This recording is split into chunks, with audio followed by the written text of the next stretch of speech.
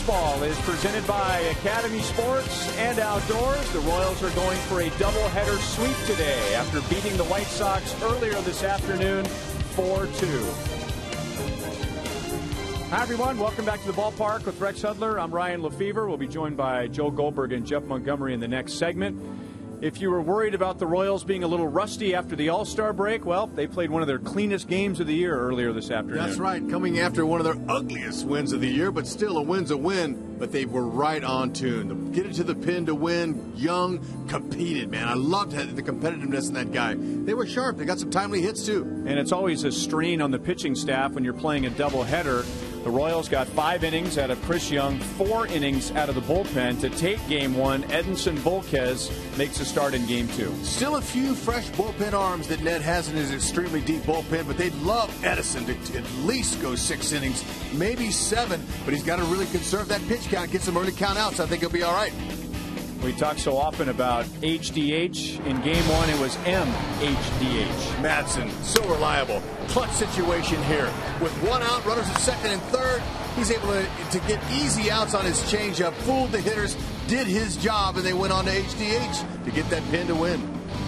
Kelvin Herrera did his job. The Royals turned a double play while he was on the mound and handed the ball off to Wade Davis, who looked like Wade Davis. You know what? They're not relying on strikeouts either. This is what impresses me in the maturity of these bullpen guys. They've got that tremendous defense. Why not use them? And it's hammer time for his 20th save. Game ending on a ground ball to Mike Moustakas, and the Royals win 4-2. And the important number there is the Royals scored 4 runs. If they can score 4 runs for Volquez, if you go back to the beginning of last year, Edinson Volquez teams are 23-0 when they score at least 4 runs for Edinson Volquez. Yeah, I hope those run support will be there today. But let me tell you what, the first game is always good because you can't sweep unless you get that baby. Joel and Monty are coming up next.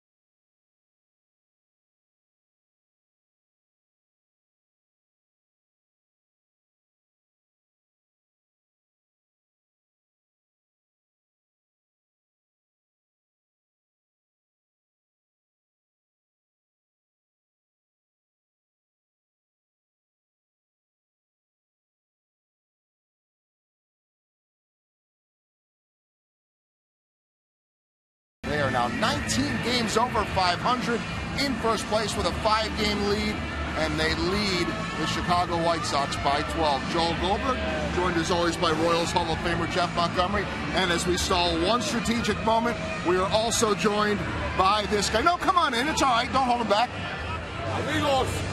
Amigos. And we got Edinson Volquez. How loose is he? Throwing a towel on my head. That sounds like Dos Amigos to me. Our crew here was trying to hold up Salvi to not walk in the shot. Very well done. Our 100 most trusted player takes a look at Edinson Volquez. He's got good numbers against the White Sox. 1-1 with a 1.32, including his first start as a Royal. That would be a pretty good blueprint, right? It really was, and it stands out to me because he used his defense. His first start in a Royals uniform, he let the outfielders do their thing, and the real key was he went into the 8th inning. I think if he's able to get in the 8th inning today, great chance for another Royals victory. Really a shame that Volquez and Perez are so uptight. Yeah, they're pretty nervous, you can tell. Yeah, very nervous, and they might feel like they're playing in front of the home crowd. There are a lot of Royals fans here, even more so than earlier afternoon, as the Royals look for the doubleheader sweep. Ryan and Rex back after this.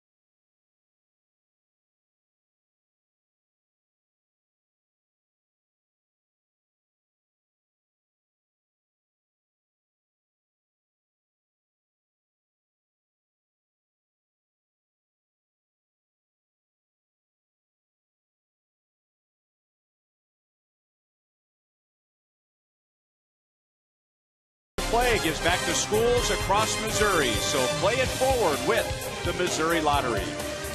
By your Kansas City Chevy dealers. Visit your local Kansas City area Chevy dealer for great prices on all the new 2015 vehicles.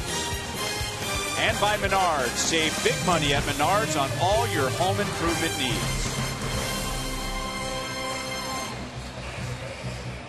It has cooled down quite a bit. A nice breeze to move that heavy air around inside U.S. Cellular Field. 86 degrees at the moment. It was up to 98 at one point during Game 1. And the Royals batting order tonight. As we mentioned in Game 1, it looked like Mike Moustakas would get this game off. So Dusty Coleman will make his first Major League start at third base. Eric Hosmer will bat second. And Paulo Orlando will be in left field. All to face White Sox left-hander John Danks. Good left-handed pitcher for Coleman to get his first big league hit off of. He's a guy, you see the average, 300 average to his opponents. Not overpowering. He might reach 92, but his average fastball is around 89. Got a good changeup, cutter, and a curveball. 4 nice pitches. He has done pretty well here. Hasn't lost a start against the Royals at U.S. Cellular. Going 4-0 with a 3.86 ERA and 7 career starts, so he won't be easy. He finds a way to beat the Royals, especially here in this ballpark. and typically not a big strikeout pitcher, so he will use his defense. White Sox didn't have any trouble defensively in Game 1, but by many of the advanced metrics, they are one of the worst defensive teams in the major leagues. Tyler Flowers is behind the plate after Giovanni Soto started Game 1. An angry looking Sky out beyond the outfield, but we've been told that some heavy thunderstorms coming in this direction will miss us to the north. Alcides Escobar in both games swinging at the first pitch. No balls and 1 strike. Esky lost a 10-game hitting streak in Game 1, but he opened the game with a walk. He stole a base and scored the Royals' first run. 1 ball, 1 strike. Dank's going to sink that fastball. Going to try to get some ground balls with that pitch. He also works that cutter in on righties. And that's hit well into left center field. Cabrera short hops it. Could have been an ugly play for the White Sox if that skips under his glove, and Escobar is on with a game-opening single. Good effort by Melky, but just not going to happen here, as Escobar didn't really barrel it. He's able to stay on top of the ball, and it kind of sunk down in there, but looked like he hit it a little bit better. But Melky, good play on the pick.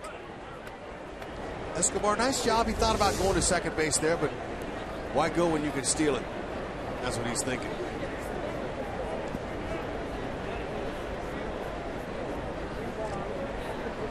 Eric Hosmer batting second in Game 2. He was 1 for 4 with a run scored in Game 1 as Danks misses high and inside. Or did he call it a strike? Jordan Baker, home plate umpire, called that a high strike. 0-1.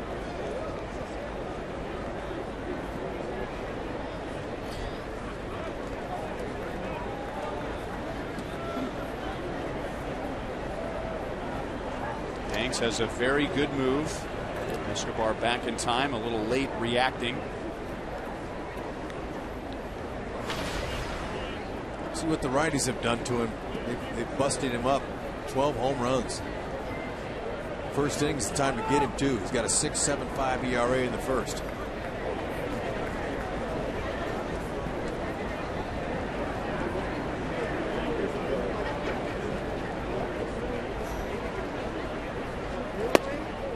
Changeup. 0-2 on Hosmer. And he's comfortable with, obviously, with hitters on the left side and right side using that changeup. A lot of lefties won't throw that changeup to left-handed hitters because it moves back in. It comes in, and hitters on the left side have a little easier chance to barrel it. But he's not afraid. This is this guy who's going to just bring you. He's going to bring it up there.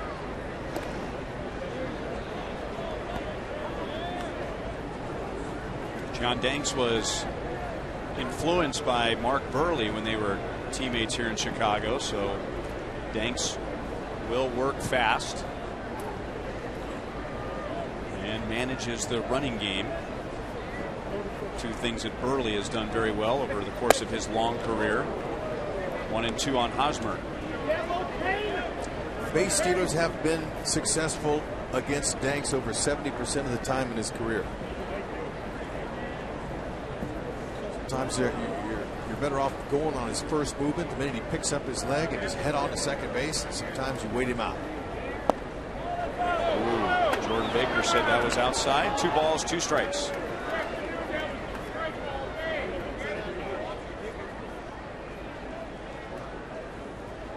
Not an overpowering guy. Hosmer probably wants to stay inside that ball, try to keep that shoulder closed and shoot that ball to the opposite field if he can. Or if he gets something inside, pull a double.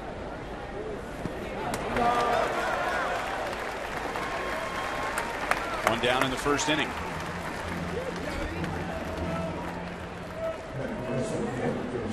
Here's the crew chief, Jerry Meals. He is at first base. Jordan Baker was not in Game 1. Paul Emmel was the home plate umpire, so Paul Emmel is off for Game 2, and Jordan Baker will call the balls and strikes. And a minor league umpire, Chad Whitson, has had the opportunity to umpire both games in this doubleheader. So it doesn't go on seniority. The home plate umpire in Game 1 of the doubleheader, he's off the second game. Chopped out to third, Gordon Beckham. And they get the out at second base. Escobar is cut down, and Cain will be at first with 2 outs.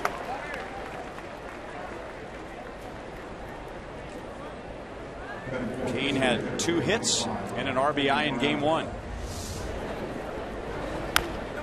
Little chopper, he's saying, I want to stay out of the double play. Don't have to go full out, but fast enough to get the job done.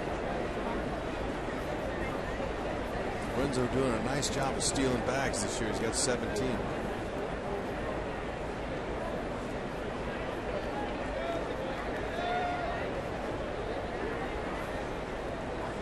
And now Cain a little late to react. You mentioned that teams have had a high success rate against John Danks, and I said he manages the running game, so 2 conflicting statements there, but runners just don't go very often against John Danks. But as you said, when they go, they'll gamble on first movement. Very hard move to read. And a majority of them probably are steals of third. It's easier to steal off a lefty than it is a righty, because the lefty's looking the other way and you can get a better jump. Second. Danks really tries to sell that move with his head. Looking to home plate, trying to convince the base runner that his head is dictating where he's going to throw, so he'll look to home and throw to first. Renzo got a better read on that last move, and now had him jumping back toward first as Morales takes high, 1-1. Morales over 300 against lefties. Don't have to worry about Cain. If Morales can get his pitch, he can go deep in any part of the yard. He can get a hold of one here. 1-2. Morales was 1 for 4 with a single in game 1. 61 RBIs, second most in the American League. Only Mark Teixeira has driven in more than Kendrys Morales, and he's only driven in 1 more than Morales. Watch out for the changeup. That's what he likes to throw righties when he's ahead in the count. Changeups away. 20 gave to Morales right there. Cutters in on the hands. Changeup soft away.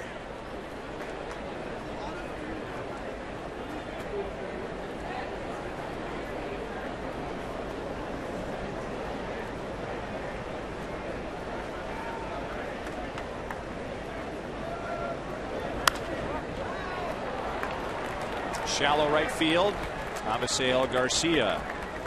Royals are scoreless in the first inning in game 2. White Sox will face Edinson Volquez when we come back.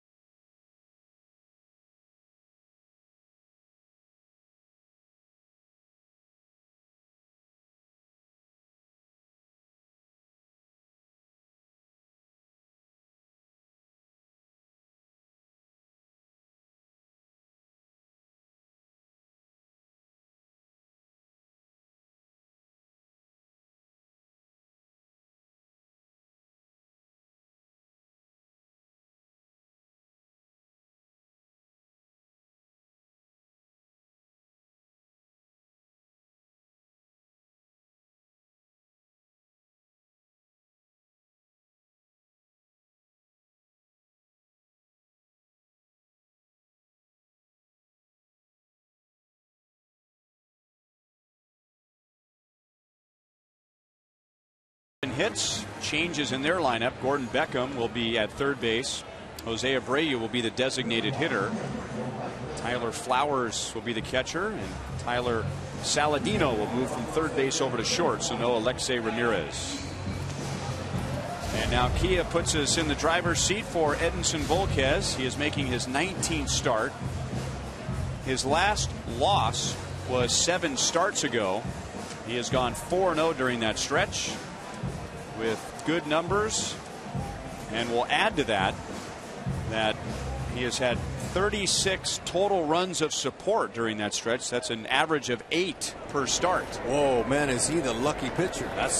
You never know about those numbers there. Sometimes it fluctuates year to year, but you score him 4 runs or more, he's going to be really tough. Volquez has most of his pitches all moved down. His average on his fastball is 93.6 miles per hour. Curveball breaks straight down. Changeup moves away from lefties. Very good stuff. And now Eaton goes after the first pitch, and look at Omar Infante with a short hop stab. Oh man, those trusty hands. That is sweet right there. And for Eaton to hit a ball like that on the first pitch of the game, and he had it robbed by Infante. I watched Eaton 3 steps out of the box shaking his head. He thought he had a knock there, but Omar, cat-like quick with those hands. Nice play. Good stab. Good play by the glove.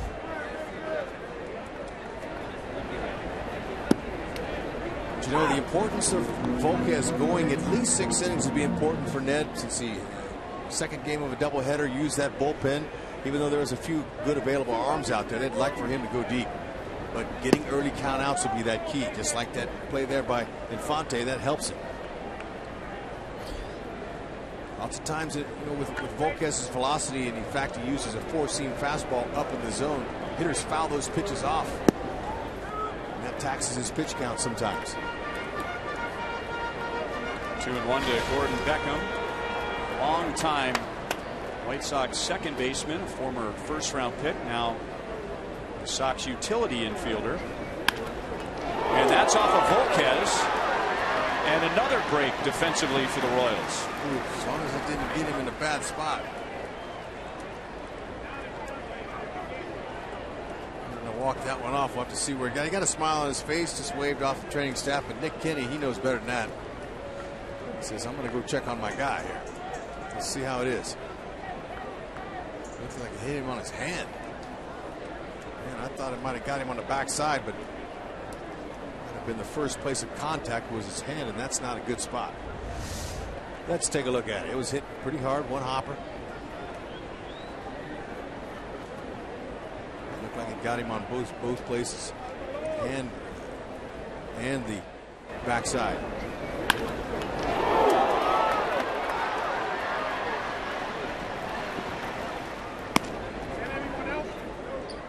All right, here we'll be able to see if it catches him in the hand.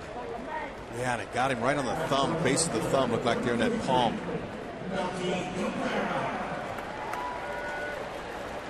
Yeah, you could almost look like you can see a little red mark there. But he threw one pitch, and Nick Kenny saw enough. Convinced him to stay in there. So he's fortunate that didn't get him a little bit more on the fingers.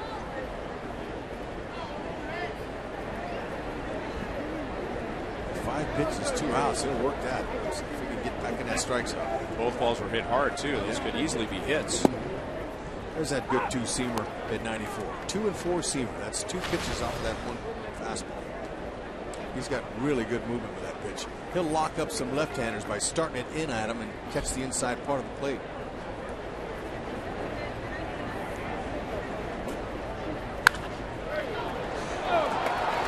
Hang with them, White Sox.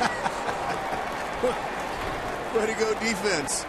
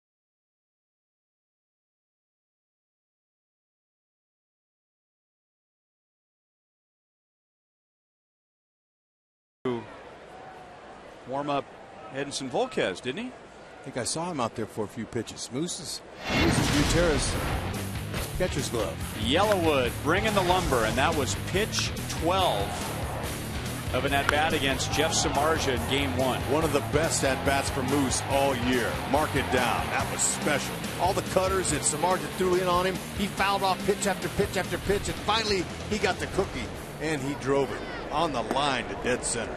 Beautiful at-bat. Well, it's almost up there with Escobar's. Remember that 12-pitch at-bat Escobar had, except the bases were loaded, and he cleared him with a double. Sanchez goes out to take care of Salvador Perez. One down to Omar Infante, as Danks will see 3 right-hand batters in this inning. And our Toyota League leaders, we showed you that Danks has given up 12 home runs to right-hand batters this year. If you go back to the beginning of last year, Danks and another lefty, Wei Yin Chen of the Orioles, have allowed the most home runs to right-hand batters. Infante has one off of him in his career. He's 6 for 25 in his career off of Danks. Infante pokes it out into right center field, and that's down for a 1-out base hit.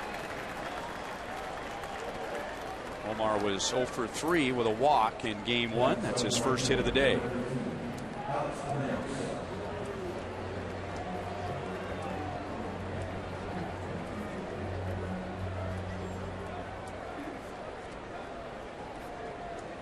And now Alex Rios having some fun with the White Sox dugout. Spent a chunk of his career playing here on the south side. And he homered in game 1 of the doubleheader. It was his first home run since opening day, which was also against Chicago. Looks at a fastball strike from Danks. Rios was slowly warming up before the break. Hit a little over 300 in 12 games before the All-Star break. Had a walk and a home run in game 1 today. Also had a hard hit ground ball to short. One of the players the Royals hope will pick up the slack with Alex Gordon out for a while. One of the things I noticed after he hit the home run was the dugout. All of his teammates were all up, all clapping and cheering for him. You know, they're pulling for him. You can't help but feed off the energy that those guys give in that dugout. That was good to see.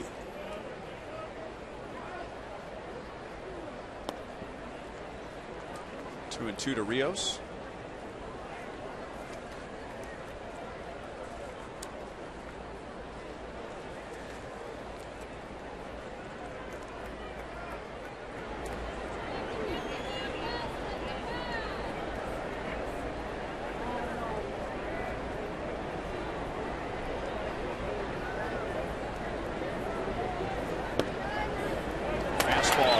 Didn't wait around for the call. He knew he was out. Danks had him thinking off speed and got him with a fastball.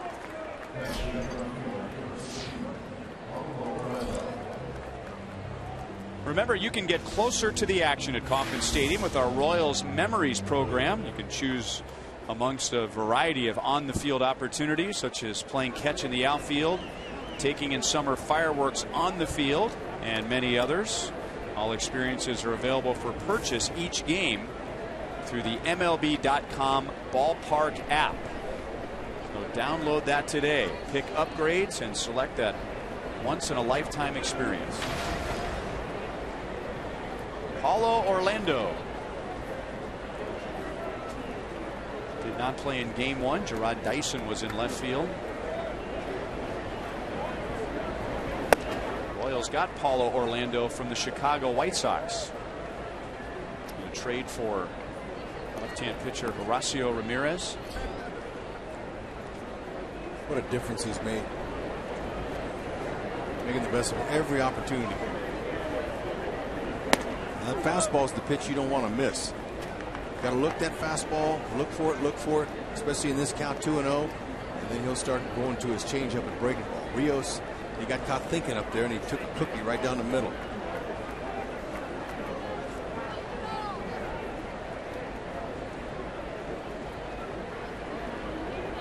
Paulo stays in the middle of the field. He's a gap-to-gap type hitter with some occasional power. We've seen that all three.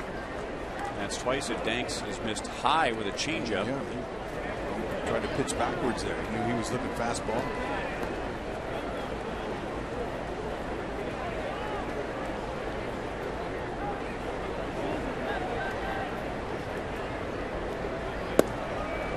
Fastball at 90, 3-1.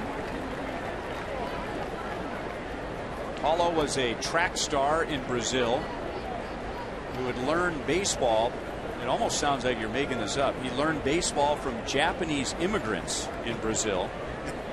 And the White Sox knew they were signing an athlete, a very good athlete. And the Royals the same when they traded for him. It took a little longer than normal, but in the big leagues and starting tonight against John Danks, who is open with 2 scoreless innings.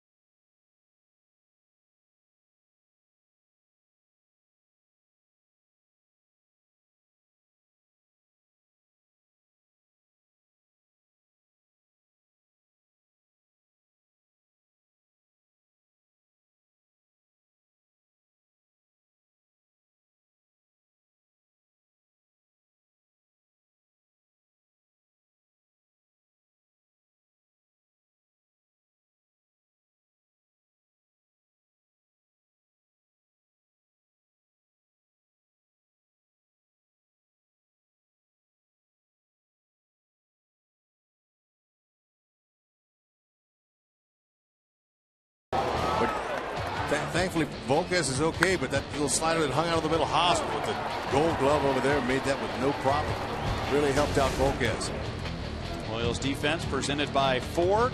Dusty Coleman making his first major league start. He is batting ninth and will lead off the top of the 3rd inning.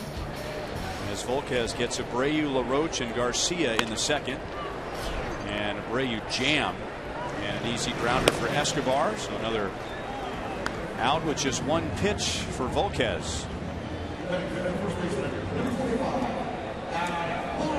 Time for you to tweet your strongest fan photo. Use hashtag KCDataStrongFan, and you just might see yourself in an upcoming broadcast brought to you by T-Mobile.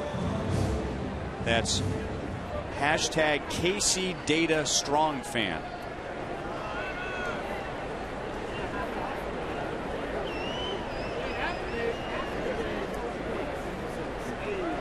One out to Adam LaRoche, 1 for 4 with a double in game 1.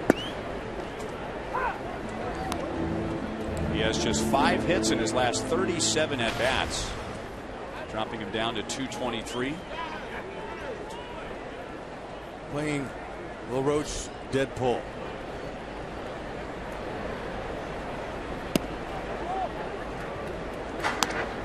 LaRoche playing both sides of the ball here in game 2. He loves it. He's a former Gold Glove winner at first base. He is in the game on both sides.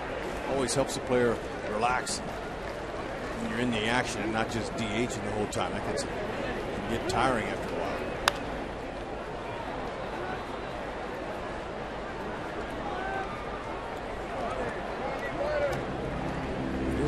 watched Eddie Volquez looking over there at Hosmer saying, all right, I know you're back and you're deep at the cut of the grass out there, but I'm going to be over there at first base if he hits you a ball. So they're communicating, they're knowing what they're going to do before the pitch. See how they're all spread out there on that right side.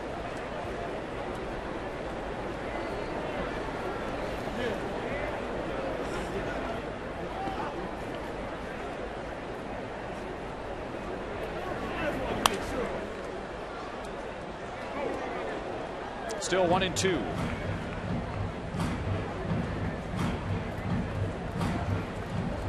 A couple of longtime National Leaguers here, so this is the 23rd at bat for LaRoche against Volquez.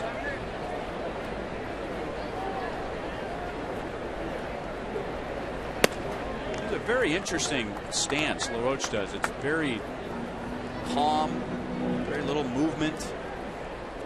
And his follow-through, very elaborate looking follow-through.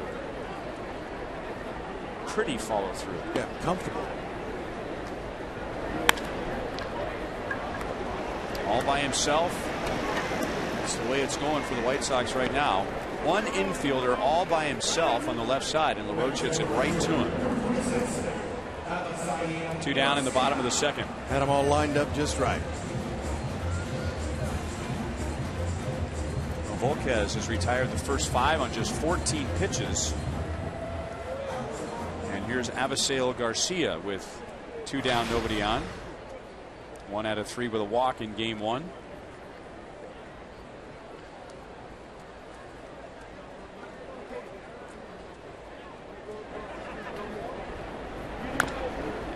No balls, 1 strike. White Sox look like they're doing Volquez a favor, as Dave Highland's got to be happy on 2 fronts. Number one, that ball hit back to him by Beckham didn't hurt him bad in the palm, and number 2, all these early count outs he's getting. White Sox are swinging early on him, trying to get that first fastball. Slider stayed up and in. 1 ball, 1 strike.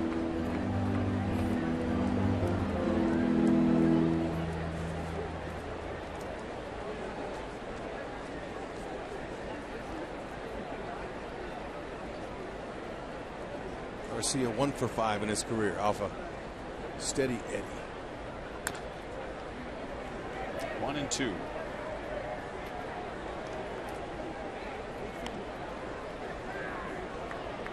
All 5 outs have been on the ground for Volquez. And with this heat and this humidity and in this ballpark, it won't take a whole lot to get it over the fence. So he is doing himself well by keeping everything at the knees and down. Salvador Perez gives him a low target, and that's in the dirt. 2 balls, 2 strikes. It was just a little low, but most of Volquez's pitches have some good downward movement, not any lateral movement. That 2-seam fastball has a little bit of lateral movement, but he tries to stay on top of it to make it go down, so guys are going to hit that top half of the ball.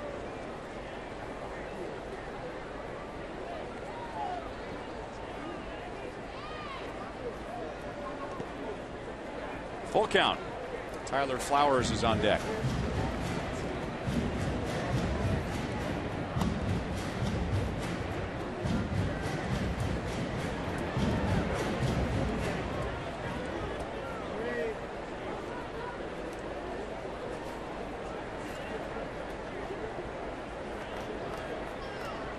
Salvador wants him to shake off twice, try and get in Garcia's head.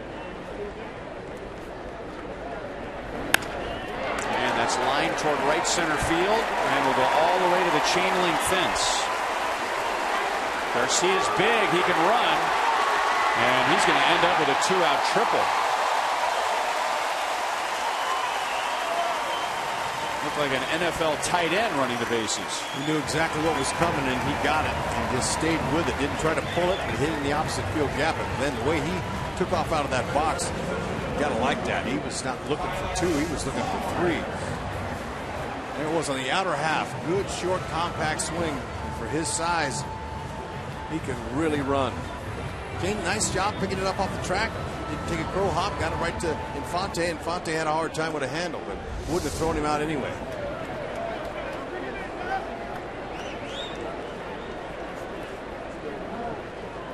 Volquez pitches out of the stretch for the first time and pitches to Tyler Flowers.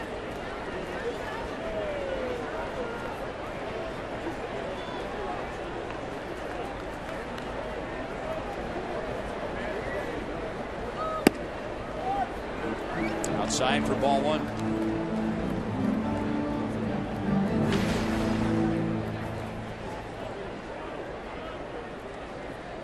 Batting at .232 with 7 home runs. Tyler Flowers.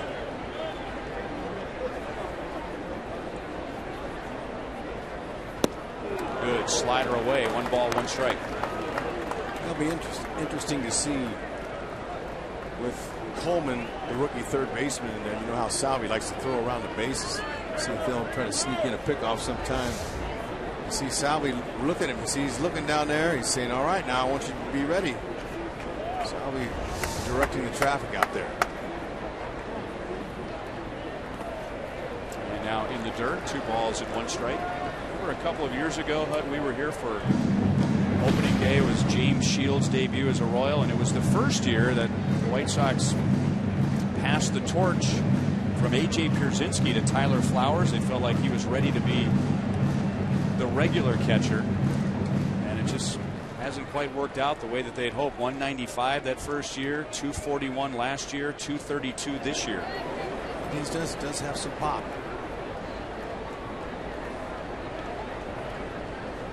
Swing might be a little bit long. Try to tie him up inside. See if he can get that 2-seamer working. And he did. Flowers put a pretty good pass on it and fouled it back. 2 balls, 2 strikes.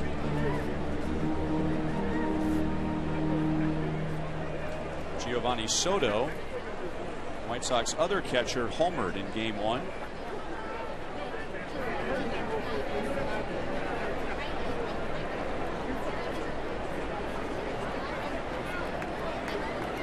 Volquez got the first 2 outs in this inning, and then Garcia tripled. See if he can get that good curveball working. Out over the plate and over Coleman. So at 2 outs, the White Sox get a triple and a single, and they lead for the first time today. That was the curveball. You see it coming, but it just hung up there. It stayed up. Salvi wanted it down a little bit more, but it's on the outer half of the plate. Flowers, it actually sped his bat up. He was able to get it over Coleman, who made a nice effort, showing off some pretty good hops there. Just couldn't quite glove it.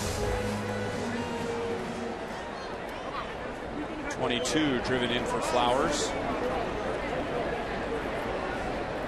And now the White Sox second baseman Carlos Sanchez. I remember when we were here in April and the White Sox still had Micah Johnson up here. He had a dynamic spring training, especially in games against the Royals. Just very impressive with his speed, and I thought with his defense. Now we just saw him for a few games in spring training, but not long after we left here, he went back down to the minor leagues. I asked some of their personnel about him and why he's not here, because he's got one thing they need, and that's speed. Go along with Adam Eaton. I thought that was going to be a nice combination for them, but he said that his defense was not consistent enough, and they sent him back to the minors to work on that defense. He wanted to be more fundamental. He wanted to make all the routine plays, because you know he can make those flashy plays. Coleman into foul ground and makes the play. Good play by Dusty Coleman. So that gets Sanchez. The inning is over. The White Sox with 2 outs score the game's first run.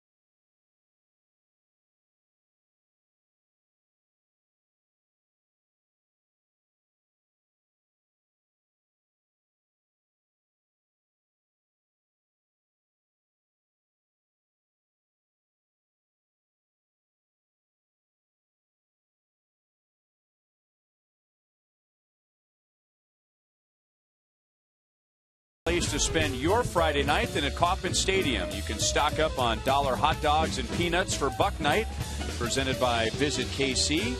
And then after the game, a spectacular fireworks show courtesy of Hy-Vee and Pepsi. And the next Buck Night is next Friday. The Houston Astros are in town for a weekend series.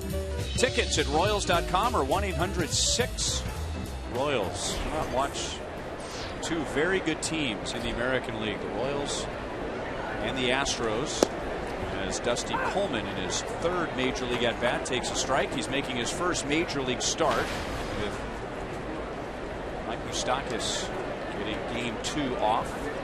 Starts him off with a changeup.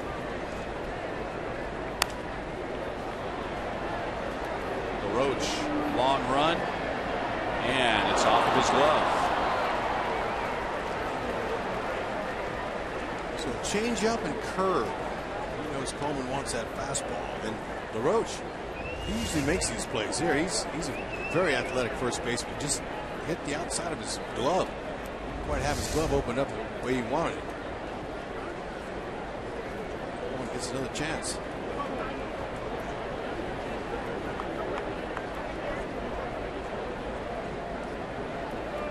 Dusty Coleman out of Wichita State, drafted by the Oakland A's in the 28th round 7 years ago.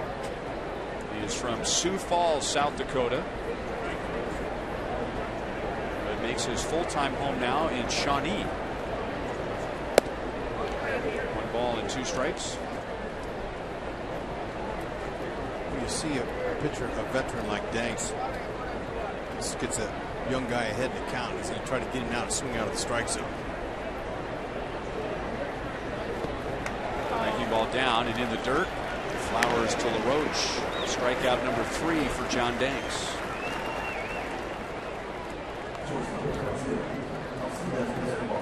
We remind you, as you enjoy a cold one, to look forward to Miller Time later in tonight's game, brought to you by Miller Lite. Alcides Escobar lost his 10-game hitting streak in game 1. He did score a run and started a new streak in the first inning tonight with a single against Danks.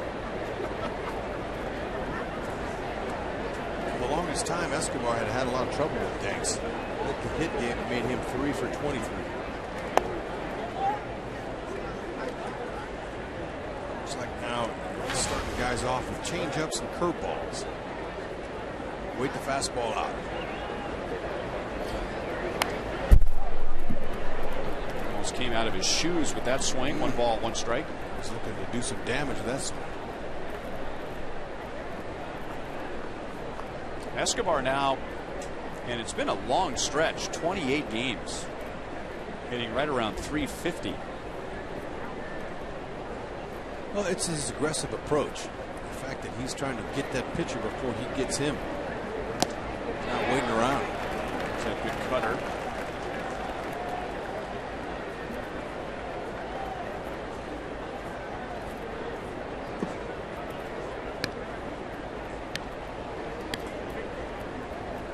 Mentioned the comparison between Danks and Mark Buehrle, who was like a mentor to Danks.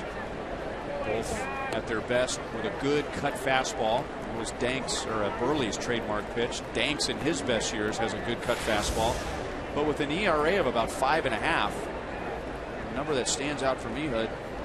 The league's hitting .349 against that cut fastball, and he's not throwing it very often.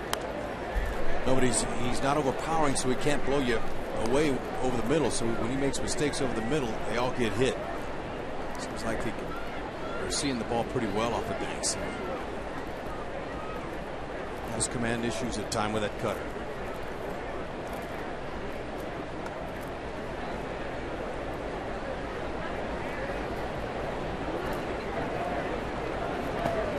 Lays off the changeup. 3 balls, 2 strikes. Hosmer's on deck. That's the key. If you could lay off of those pitches out of the zone, that's what he wants you to swing at. He's going to do that with the Royals because they're an aggressive swinging team. Try to just see him up.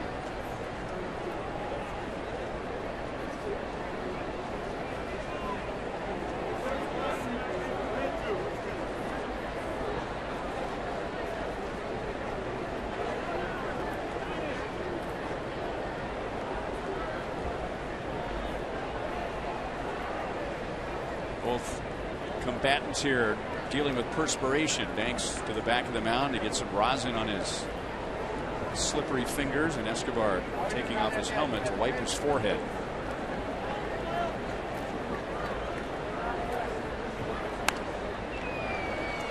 Still 3-2.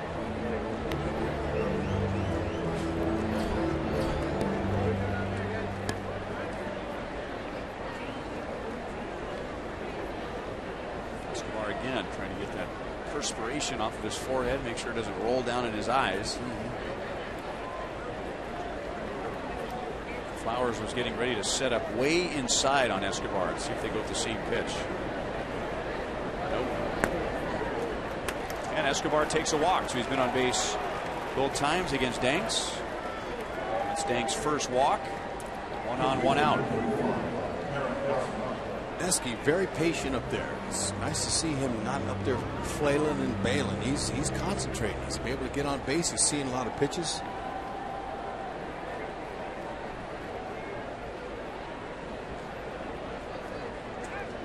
Danks has struck out 3 in the first 3 innings. He got Hosmer with a curveball down and out of the strike zone. All those strikeouts but one. All pitches out of the zone. Look for that fastball. And there it was over the inside. White Sox defense playing Hosmer straight up. Small ballpark. We told you that in the first game if you were watching. 400 straight away, 335 down the right field, 330 down the left field. Gaps are reachable. Easy. And another fastball. Maybe took a little bit off of it. 0-2. That's the thing, you know, veteran pitcher, he knows how to change speeds with his fastball and in some of his other pitches, and that can confuse the hitter. The thing is, you just try to focus on that middle part. Now with 2 strikes, anything close, see if he tries to get him on that breaking ball away. Pitch out. Escobar not going anywhere.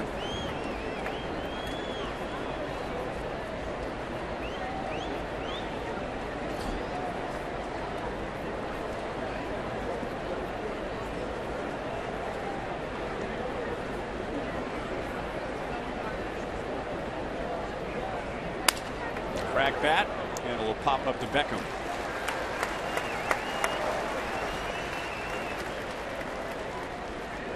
Two down to Lorenzo Cain. John Danks is pitching opposite tonight of one of his best friends in the game, Edinson Volquez. They were once top pitching prospects with the Texas Rangers. When we talk about HDH with the Royals, the Rangers for years were touting DVD, as in Danks, Volquez, and Diamond, a pitcher named Thomas Diamond, who got up with the Cubs for just a few major league appearances.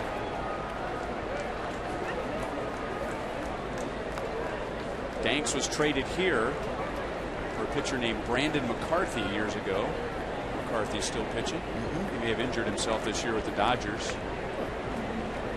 And then Volquez went from the Rangers to the Reds in a deal for Josh Hamilton. 0-1 to Cain.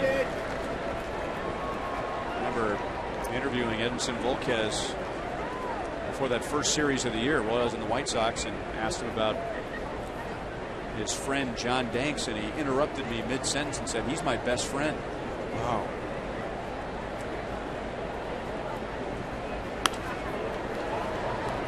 Well, Lorenzo Cain, he loves lefties. He's hitting just under 370 off of him. A couple homers, 12 doubles.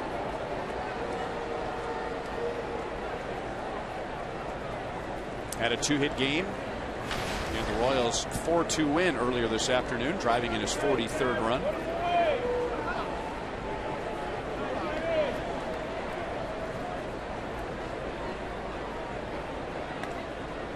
Tyler Flowers, sorry to Bud, but Tyler Flowers, he not only wanted a high target there, I mean, he got out of his crouch. He was almost standing up. Well, they think Escobar's going.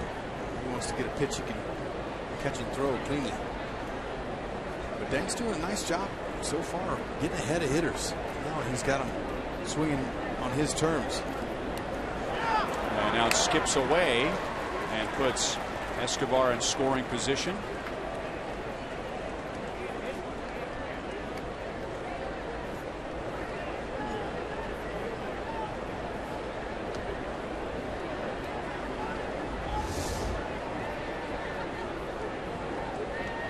Escobar ready to advance on anything in the dirt, getting in scoring position. Where Lorenzo Cain does damage.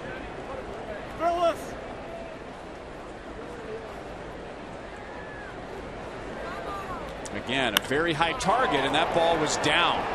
Hit well to center field, but not well enough. Eaton backpedals onto the warning track, and the Royals leave Escobar at second base.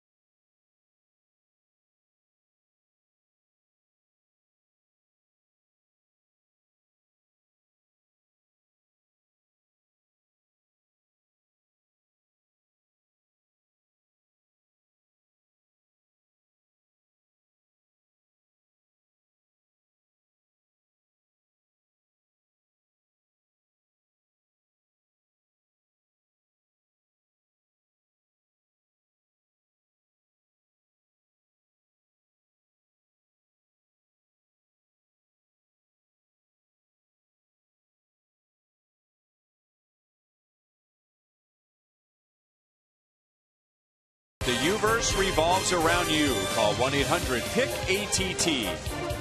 By Panera Bread. Avoid the lines. Order online with rapid pickup at delivery.panerabread.com. And by your Midwest Ford dealers. Visit your MidwestFordDealers.com.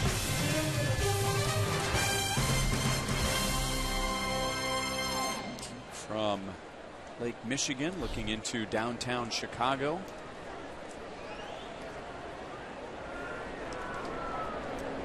Biggest disappointments this year for the Chicago White Sox have been on offense.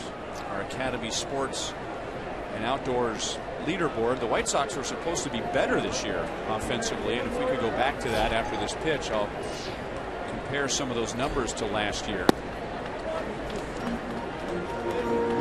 White Sox last this year in runs per game, last year 8th. Last in home runs, 2014 4th. Last in slugging percentage, 2014 5th. So they were supposed to be better on offense, and they were pretty good as it was last year, and they've just fallen to the bottom of the lake. And you know, there's not really an explanation, although there's some guys that just aren't hitting like they're capable of hitting, and even when you bring in a bunch of new players like they did, sometimes it just doesn't mesh right away. They're hopeful, and they point to their winning coming into this doubleheader, 8 out of the last 12. That's what I asked some of the coaches of the White Sox why their offense was going south. He said it's because we're trying too hard. Guys are over swinging. And it rarely works to bring in so many new players one year and the team just clicks and starts winning right away. I mean, more times than not, it's a big letdown. Robin Ventura and Mark Parent is his bench coach, former big league catcher. Remember the Miami Marlins a few years ago? They went out and signed all those guys, and that flopped.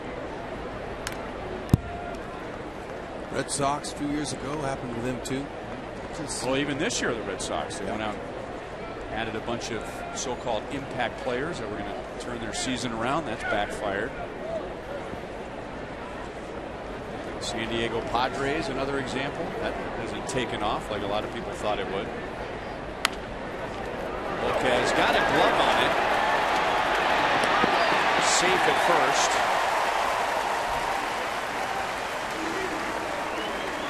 Saladino runs well, and he's on with an infield single. Sure helped that Volquez tipped it with his glove. Had he not, they might have been able to get him out. Sometimes pitcher deflects the ball. That's advantage to the hitter. Escobar, great play though. Nice bare hand, good strong throw, but couldn't get him. Good try.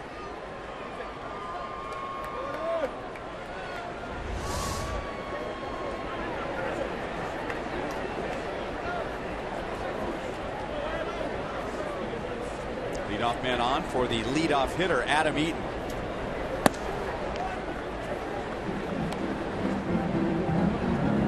Dave Holtzman reminds me when we're talking about a lot of change in 1 year.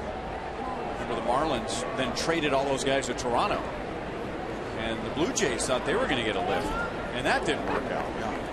You know, the formula is homegrown talent, trying to bring them up, but it doesn't always happen because you don't have the picks or you don't have the talent down there. So a lot of organizations try the fix, the quick fix, and they want to bring in guys and spend the money, but that doesn't always work. It's finding that team chemistry that's working, and usually it happens. In the Royals case, most of these players, the core players, all won together in AAA and came up here. They all know each other. They have a good chemistry. A few ads to complement the core players that have worked well for Dayton Moore and his organization.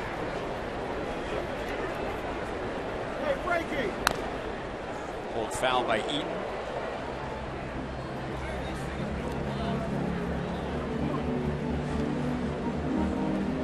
Eaton's had a bad time in his career against Edinson Volquez and hit one right on the nose on Volquez's first pitch of the game. And Omar Infante made a flashy short hop play to throw him out.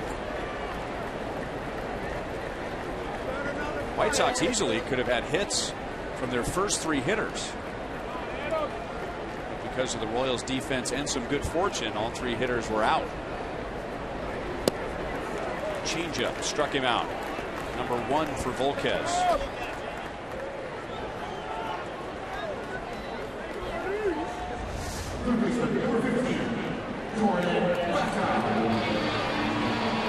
Well, he really sells that as a fastball, doesn't he? Sure does. I mean, hitter can't pick up the spin on that.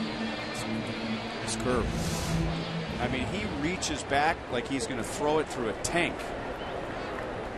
Similar to Kevin Apier. I remember Kevin Apier as a Royal, and when he moved on, he would reach back from here to Lake Michigan like he's going to throw it as hard as he can.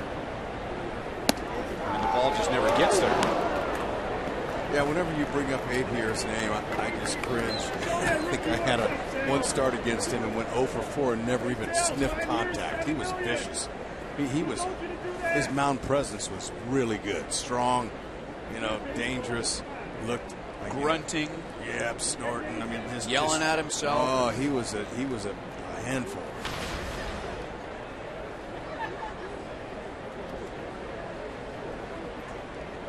Beckham grounded off of Volquez in the first inning. Got him on both his right hand and the back of his right leg, and Volquez threw him out.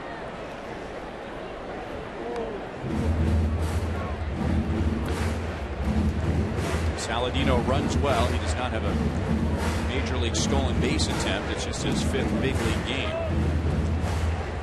Beckham right now could hit into a double play. Volquez, with his movement, that's what he's hoping for. One out here, get out of the inning with 1 pitch. Change up for a strike. Those are his pitches that move down. They hit the top half of it.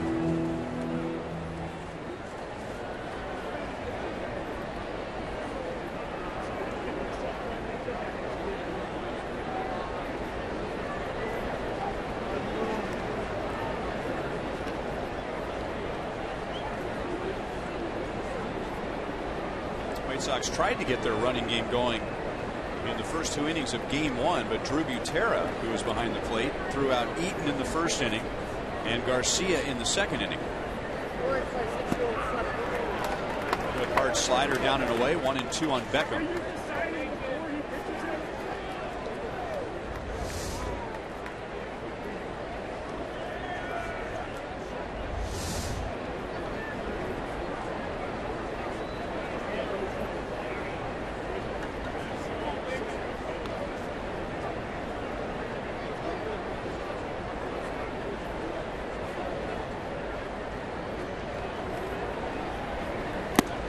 Struck him out with a fastball, so he showed him a little bit of everything there.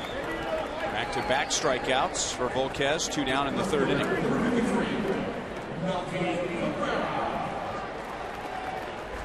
It's a nice four-seam fastball that he's going to use right there. He mixes that pitch in very well, just above the belt, below the letters.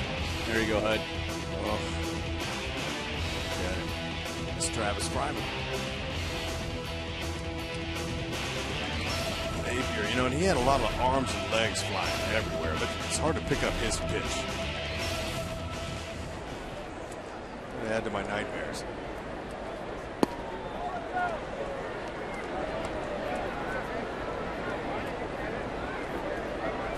Ball 1 to Melky Cabrera. He hit the ball hard in the first inning, and Hosmer went to his knees and made a backhand stab to get him. It was on a little breaking ball that just stayed out over the plate. You can see Volquez, he didn't have much on his throw over there to first base, but he wants to let Saladino know that knows he's there.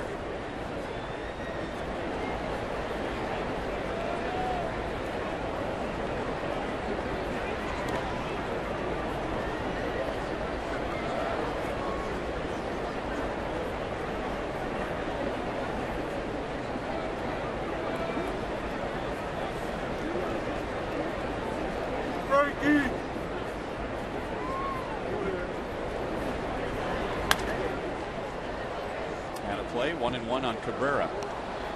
Melky's the kind of hitter that he'll go line to line. That pitch there, he was looking to hit to the opposite field. He's got some power that way. Hoping for a 300 hitter out of him. Hasn't happened.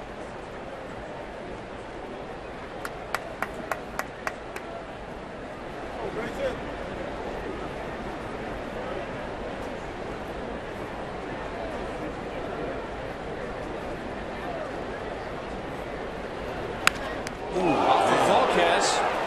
Hit for a second time tonight. Both times he gets an out, and that hit him solid. That really. He almost gave up on the play. It hit him so hard.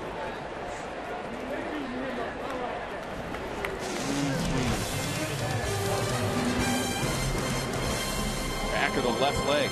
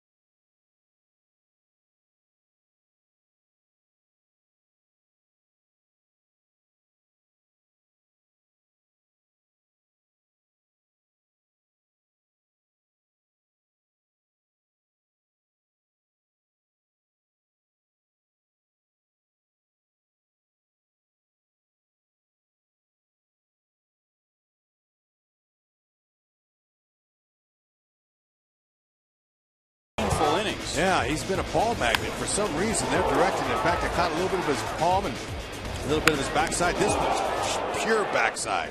Wow. That took his focus away from almost making the play there. He was looking for it to deflect somewhere else, but whenever that ball just drops in front of you, you know you got hit squarely. Hopefully he can make it back. I don't know. That was a direct shot. Lots of times those hit speeds off the batter are 100 or better.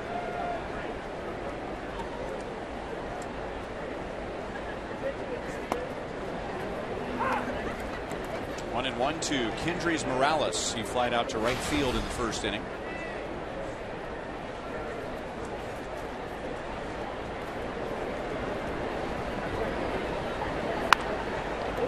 Off the end of the bat and past the diving shortstop Saladino, and the Royals have the leadoff man on for the second time tonight. You know, that ball had some tailing action on it as it left the bat, and it tailed away from the shortstop. How about that cue shot? Man on for Salvador Perez, our AT&T U-verse rewind. This is April 9th. Long sleeve day at Kauffman Stadium, and a long home run for Salvador Perez off of John Danks. And that was historic in some regard, because it was the first time ever the Royals beat John Danks. And Sal hits it high in the air to left center. Frankie Cabrera wants it. Kendrys Morales is halfway. And there is one out. The Royals had not beaten John Danks. Now, they had beaten the White Sox in games that Danks had pitched, but they hadn't beaten Danks in 16 straight starts. He was 7-0 in his career against the Royals. Took a loss against KC for the first time on April 9th. The Royals and Ned Yost swept that series. That was the beginning of the 7-0 start to begin the year. Yeah, and Danks, he just shook his head there saying, wow, he almost got me. And they haven't been able to get him here at U.S. Cellular. He's pitching his game by getting ahead of guys, getting the swing out of the strike zone so far. Omar Infante went the other way and singled to right center in the second inning.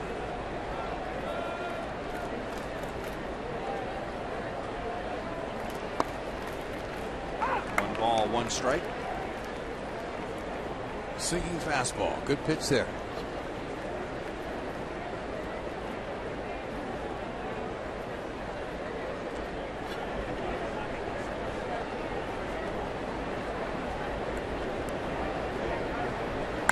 Breaking ball stayed up, and it's popped up. Saladino wants it. 2 down. Remember to play daily fantasy baseball for free on DraftKings.com with the official daily partner of MLB. Enter the promo code BROYAL for free entry. Eric Hosmer with Carlos Gonzalez, Matt Kemp, and Sonny Gray. We'll keep an eye on him. He is pitching against Minnesota.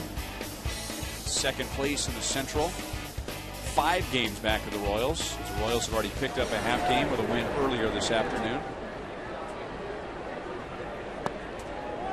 Alex Rios takes low, ball 1.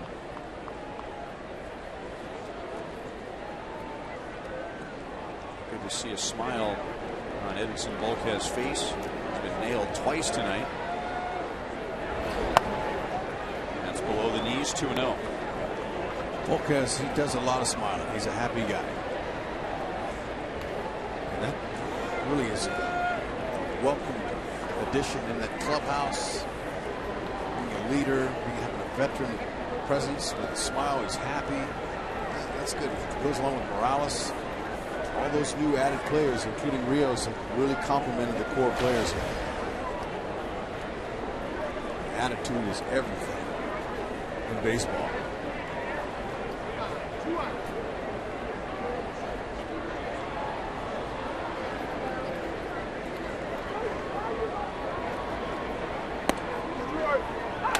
Fastball for a strike. Rios was looking for something off speed when he was down in the count in the second inning, and Danks threw a fastball right down the middle. That's not what Rios was looking for, and he took it for a called third strike.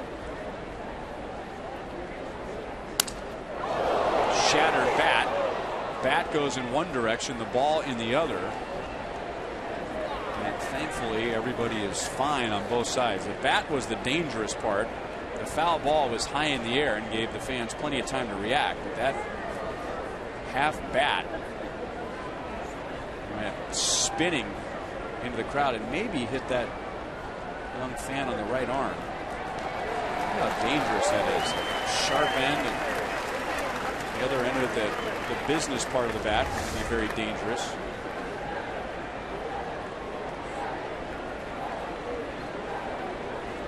Everybody was ducking, including the pitcher. Danks, he wasn't sure where it went.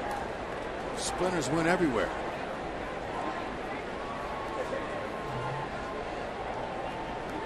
Very, very fortunate. We'll try that pitch again. Danks thought it was strike 3. It's ball 4. And now the Royals have runners at first and second with 2 down.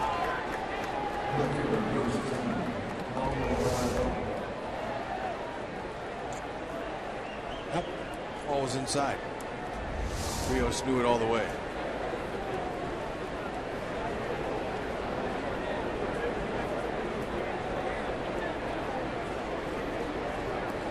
I think what happened here is that maybe the Royals are going to exchange that for a full bat for that fan that was hit on the arm. It's possible. Or they're looking for the handle to go with it.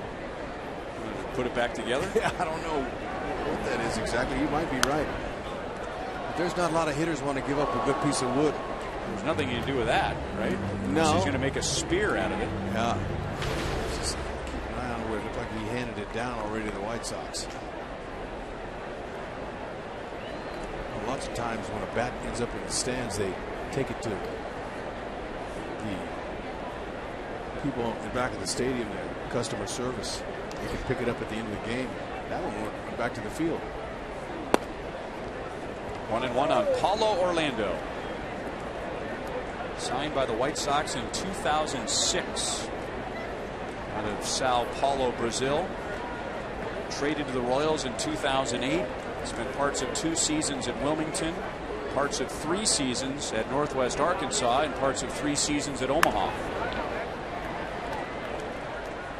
Will land in the crowd. 1 ball, 2 strikes.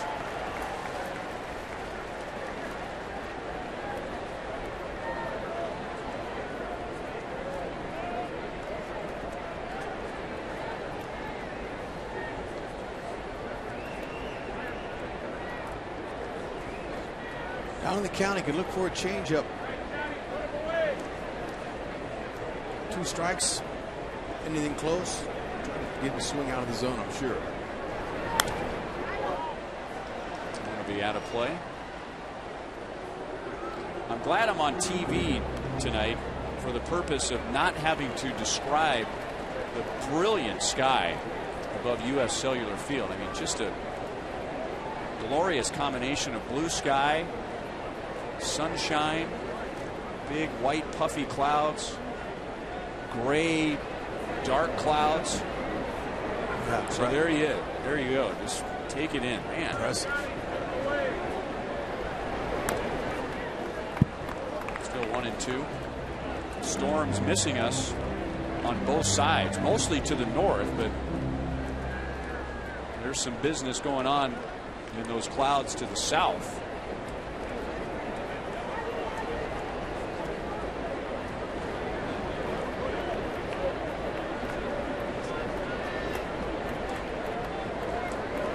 Mother Nature is just hovering over the ballpark and peeking in for the game.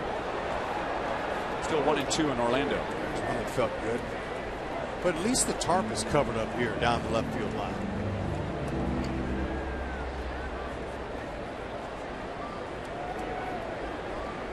Don't look like they're expecting any rain here tonight.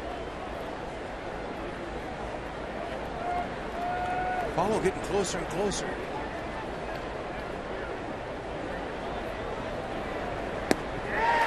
Changeup puts him away. 4 strikeouts in 4 innings for John Danks. The Royals have stranded 5 in the first 4 innings.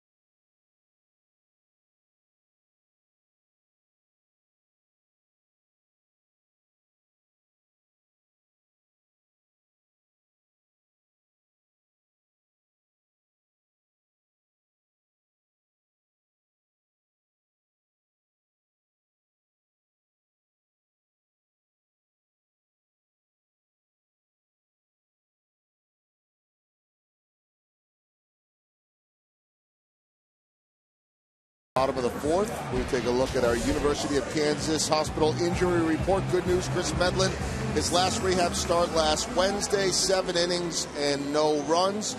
And that rehab assignment coming to an end as he will be activated on Monday. Ned Yost saying out of the bullpen. He's stretched out, obviously, as you see, 7 innings. So you have certainly some versatility and ability with the rotation that suddenly is going to get very crowded. A problem the Royals are not upset to have, too many as opposed to too few. So we see Chris Medlin coming back on Monday. Volquez back on the hill. Wanted to update something Hud talked about earlier as Rex was talking to head trainer Nick Kenny about Alex Gordon. And I had a chance to talk to Alex this morning. He was all smiles, not just because he is on the trip, and he was in the dugout before. He might have ducked up under for now. But he said, today, with a big smile, I get to start lifting and doing upper body workouts again and weights. And it had been since he got hurt. And we all know how dedicated every single day Alex is to that. But he said during the All-Star break, he stayed home, worked with trainer Nick Kenny, and was working on different treatments every day, starting to get laser treatments. And he was already has been in a pool, running on a pool treadmill. I don't think any of this surprises us. I don't know that it moves up the timetable, but no surprise that he is getting after this as hard as he absolutely can. Laser treatments. It's the way they do these things nowadays. Well, the HUD can explain the laser treatments. Really? Wow, you were talking to Nick Kenny. You get some hair removed or what? No, they did. That wasn't in when I was hurt. Some veins, some varicose veins removed, or a little ice and a little muscle stem. That was all we got. I will say this: anytime you look at a player that's been hurt, they have something attached to them nowadays. There's some kind of stimulation with electric treatments, laser treatments, whatever it is. It speeds up the healing process. Yeah, I mean they get the type of treatment that the average person, when they get hurt, does not get to try to push this thing along. Add in Alex Gordon's work ethic, no surprise here whatsoever. 9 days of doing nothing for Alex Gordon must have been painful for him, mentally. Glad he's getting to work some upper body. 3-1 on Abreu. That's a little bit outside. At times, for both pitchers, the strike zone has been tight. Jordan Baker is the home plate umpire, and Volquez obviously frustrated with that last call, and Baker's hearing it from the Royals dugout. Good spot on the outside part of the plate. That's where you want to pitch. Abreu, as big and strong as he is. Nice to see Volquez coming back after that line shot Melky Cabrera hit off of him. It looked painful, but he's back out there. He's not going to waste his start.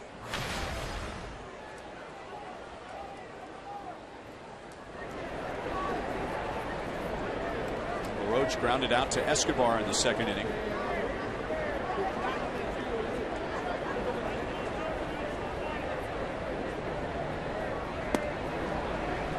Changeup in for strike one.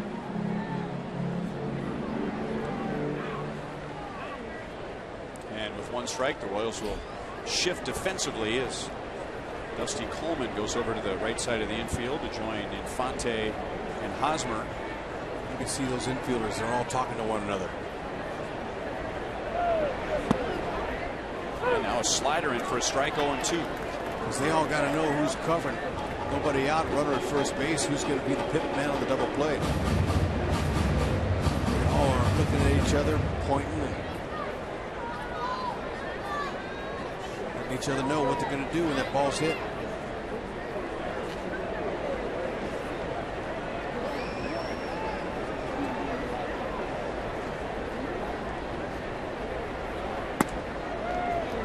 Two on LaRoche.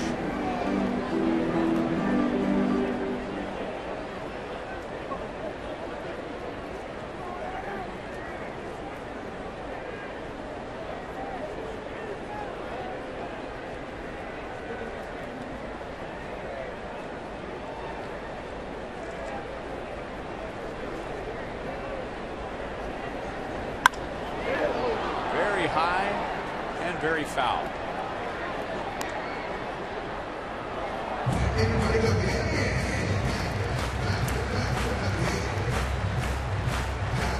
Adam LaRoche, born in Orange, California, but grew up in Fort Scott, Kansas. Began his college career at Fort Scott Community College. Father, of course, is former Major League pitcher Dave LaRoche, who at one time was in the Royals minor league system as a pitching coach.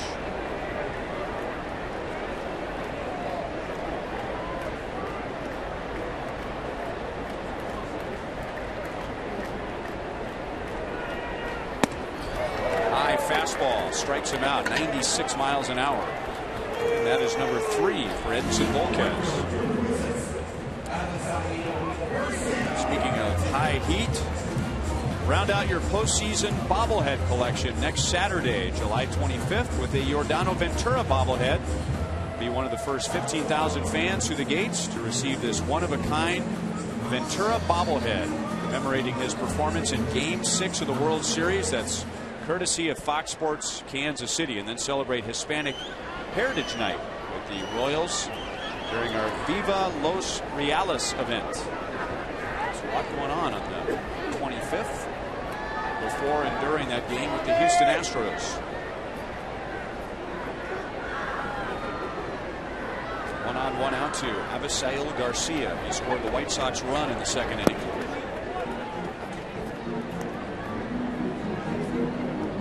Two outs. He tripled against Volquez. Volquez had retired the first 5 tonight. And then Tyler Flowers followed with a single. That's our only run.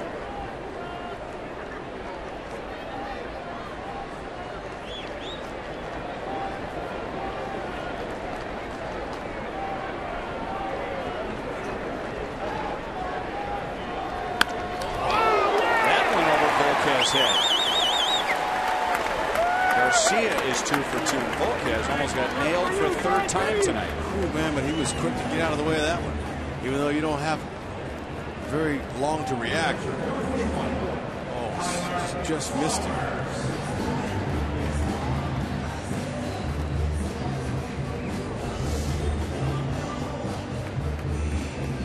Oh man, now that could have been really bad. Yeah, and it looked like Did that deflect him? off his glove. Okay.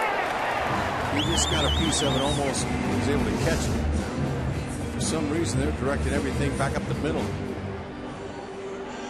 Volquez is saying, come on, Sal, start calling some pitches that aren't going to end up being speaking of lasers, a laser right back at me. Yeah, it's We got to change the game plan here.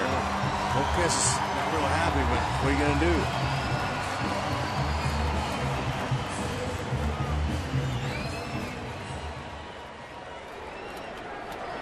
Two on for Tyler Flowers, who singled to left in the second inning, driving in Garcia. That was on a breaking ball. I want to stay firm with Flowers, see if he can get it by it. 2-seam and 4-seam fastballs. See if you can't put him in the lane.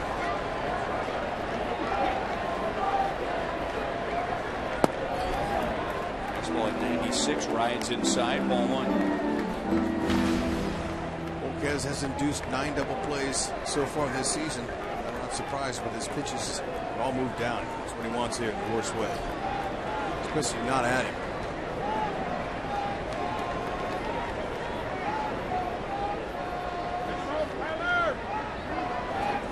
Staying with the fastball. 1-1.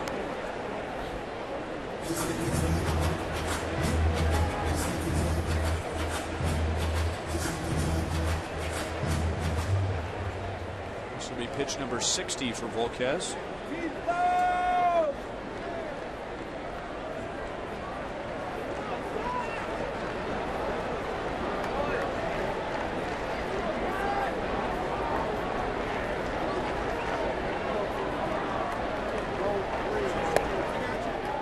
Changeup inside. 2 balls, 1 strike.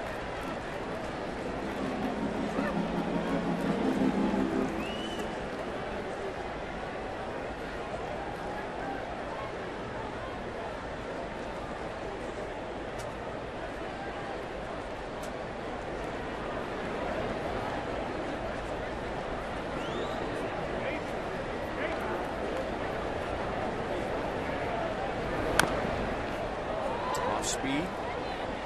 2-2. So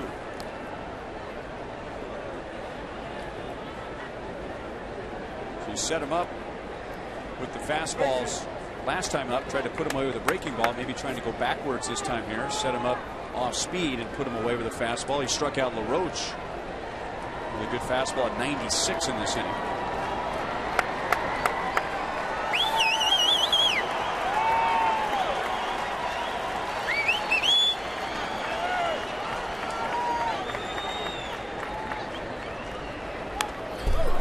what he tried to do. That was at 95. Still 2 balls, 2 strikes. Flowers is having a hard time catching that. Except those off-speed pitches, better be careful with that over the plate. Flowers wearing glasses, must be amber-colored lenses that brightens it up.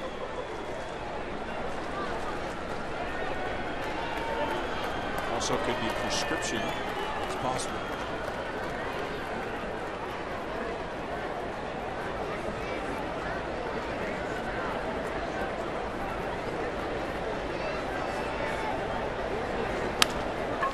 On the ground to Escobar. They've got time.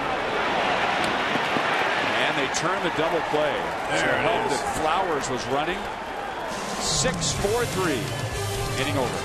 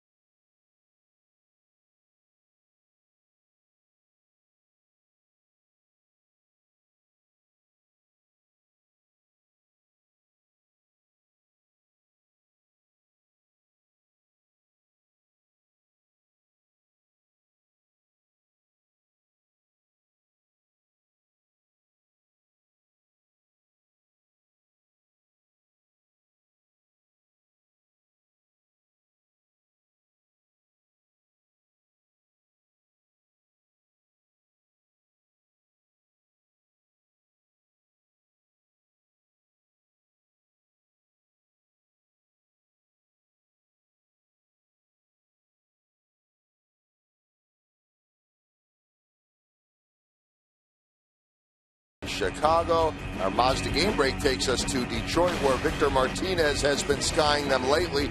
3rd home run for him in his last 4 games, trying to pick up some of the slack for Miguel Cabrera, who is still out with his injury. Ubaldo Jimenez, 4 2/3, 7 hits and 7 runs for the Orioles.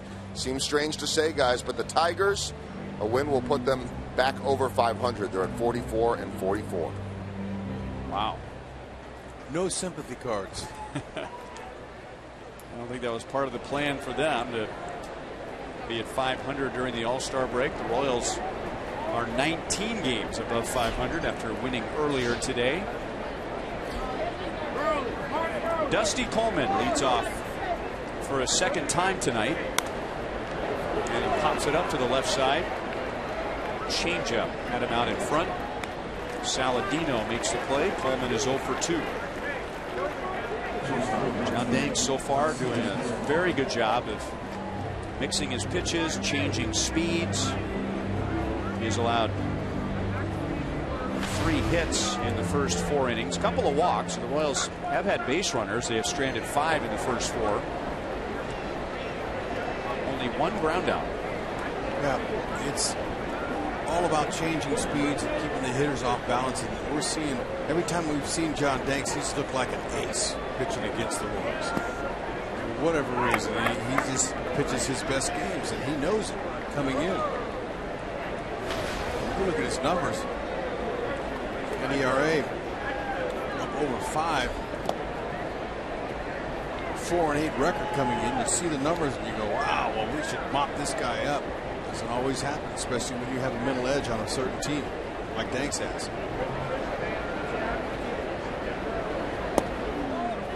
Curveball is inside, 2-1. Escobar has singled and walked in his first 2 plate appearances.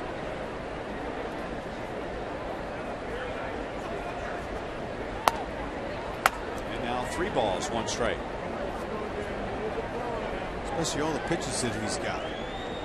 Sinks his fastball, got a little 4-seamer, cutter, change, curve. Keeps them guessing.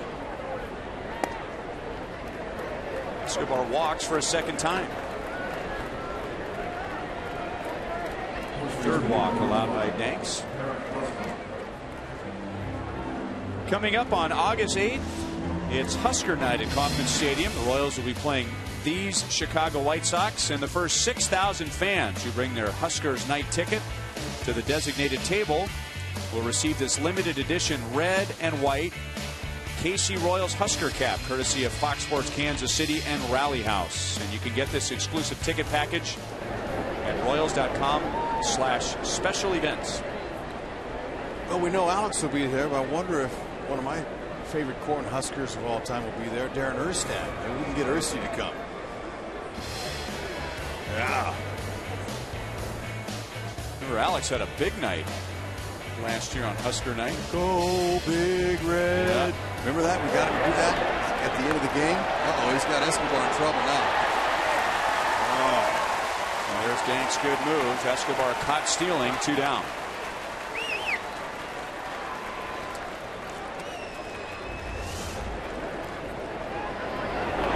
That's where you just want to keep going because you never know where the throw's going to go. So whenever you get picked off like that, just continue to run and slide to the base. Sometimes the throw's high, and you can steal it back that way. And Escobar did exactly what he wanted to do. Go for a spook. He lifts up, you go, but you got to keep going. And he just, sometimes runners just stop. And they know that.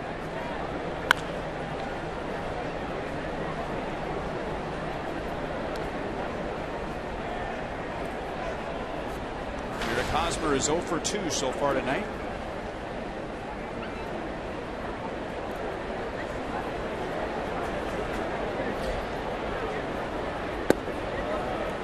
One ball, one strike.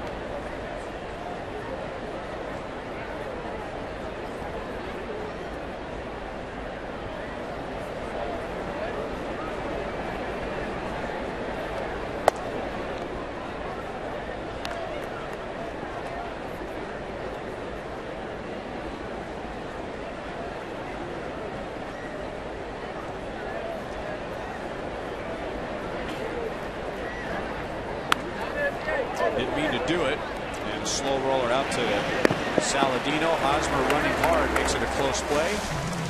And Danks faces only 3 in the 5th inning.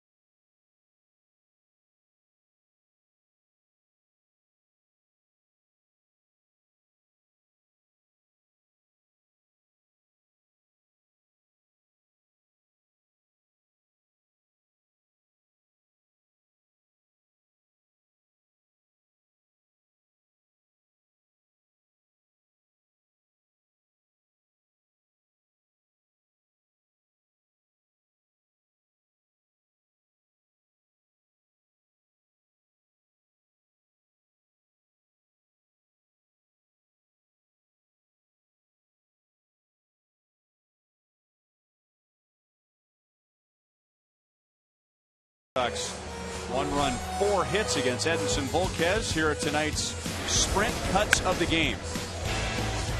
There have been some pretty good ones, and on a few occasions the Royals defense there to pick him up. Oh, it's been beautiful to see these guys helping Volquez. Volquez working, hitting himself. I mean, he's been hit twice. He's gotten hit. That one was square.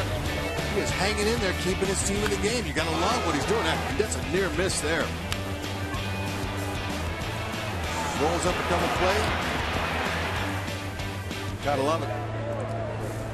Just needs some run support. And he's used to getting run support, but so far, Danks is keeping his offense quiet. Let's welcome in Jeff Montgomery. And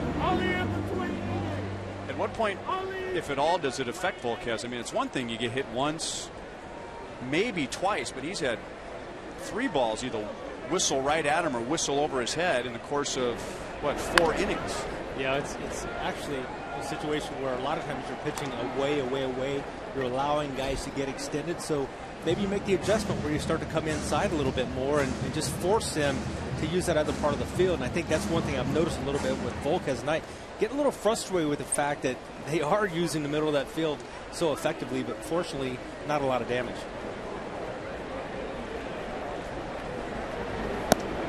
One and two on Carlos Sanchez, White Sox second baseman and number 8 hitter.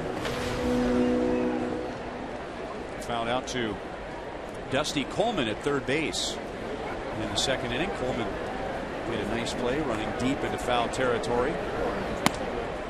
2-2. You know, if I'm an offensive player and we've been hitting balls right back up the mound and you're hitting the pitcher, sometimes, you know, they come inside on a few of the hitters and start busting them inside, not making them comfortable in there. The guys in the dugout over there in the White Sox saying, all right, he's coming in, better be careful. And that's a remedy to keep them away, Monty. I like what you're thinking. So come inside like that, move their feet a little bit. Don't let them be so comfortable up there. Yeah, that's a key word, comfortable. When guys get comfortable at the plate, they're able to do a lot of things, even on very quality pitches. And you have to find a way to take away that outside part of the plate. Pitchers make a living on the outside part of the plate, but the only way to consistently have that outside part of the plate is to establish that you're going to come in and come in with effect at times. A little authority.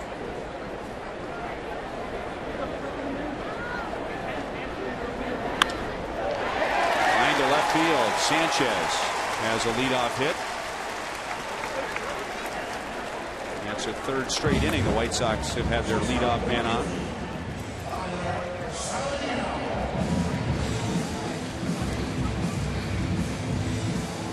Remember him? Unfortunately, I do. Toughest hitter I ever faced. I knew that. I saw him on the bench. I said, hey, come on up here. Let's get a shot of Harold Baines. Nightmares. Did you ever whistle one over your head? Several. Out of the ballpark, over my head, you name it. Same effect Apier had on some hitters. He had a very unorthodox style of hitting it. Almost a throwback, the old black and white films. You know, he'd almost wind up like a pitcher as the pitch was coming in. But I guess his swing fit your style of pitching. Well, he was an excellent breaking ball pitcher or hitter, and I was a breaking ball pitcher for the most part. So I played into his game. Have the two of you ever chatted about your history? We have a number of times. I always remind him. Anytime I'm asked a question, who was the most difficult hitter you ever faced, I always answer Harold Baines. I told him that a couple years ago when we were here in town. I said, you were tough. I don't know what the numbers were, but I'm sure that they were not good in my favor. Snap throw to first. Close. But Sanchez is back. He only hit 300 against you. I mean, that's not a huge number. He did have 3 home runs. I remember him. It's funny, as a pitcher, you remember the home runs that are hit against you seemingly more than any other things that go on. I remember a home run Frank Thomas hit here in formerly old Comiskey or new Comiskey Park, and it was a walk-off home run, 9th inning. So you remember him.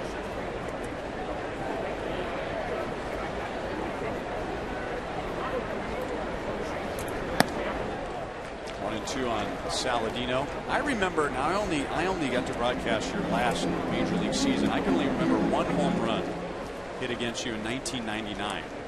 It was one of the worst luck home runs I've ever seen. I'll give you the ballpark since you remember him so well. Ballpark at Arlington. Rusty Greer. No. Dean You're Palmer. on the right. You're on the right side of the plate, though. How about Dean Palmer? No, he's a righty. Holman out at second. No double play. They cut down Sanchez. Lee Stevens.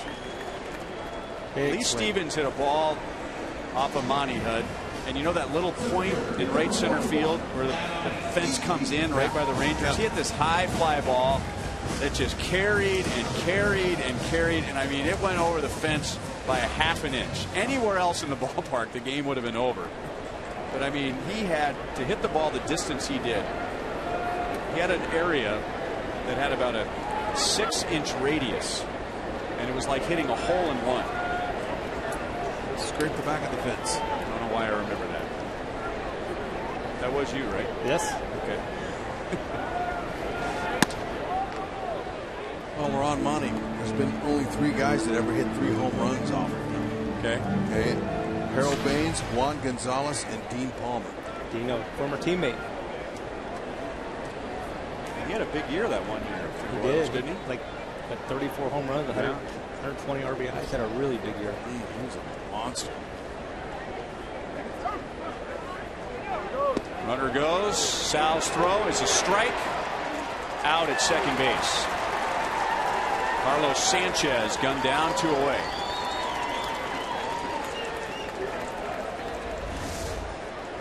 Salvi's so quick with his transfer from glove to hand. Look at his feet. His feet are moving before he transfers that ball. Getting himself in great throwing position. Puts a perfect strike over there to Escobar, who applies the tag. Beautiful technique. Get those feet going before you receive it, and you're better off. Aim that shoulder right to where you're throwing. Salvi, one of the best.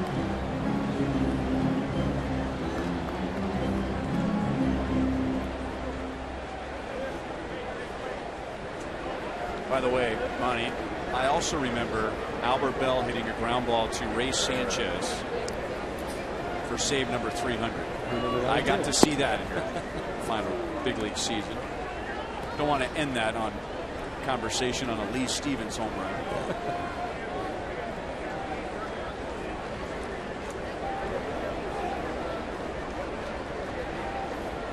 Ray Sanchez to Mike Sweeney. Sweeney's first year as a first baseman for Monty's 300th career save. I think Sweeney was celebrating more than anyone else. He was so fired up.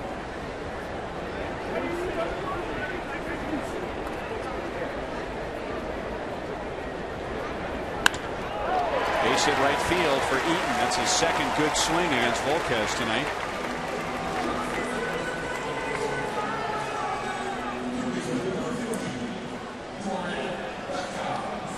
Remember to vote for the Royals Player of the Month at rallyhouse.com, and you'll be entered to win a majestic prize pack from Rally House.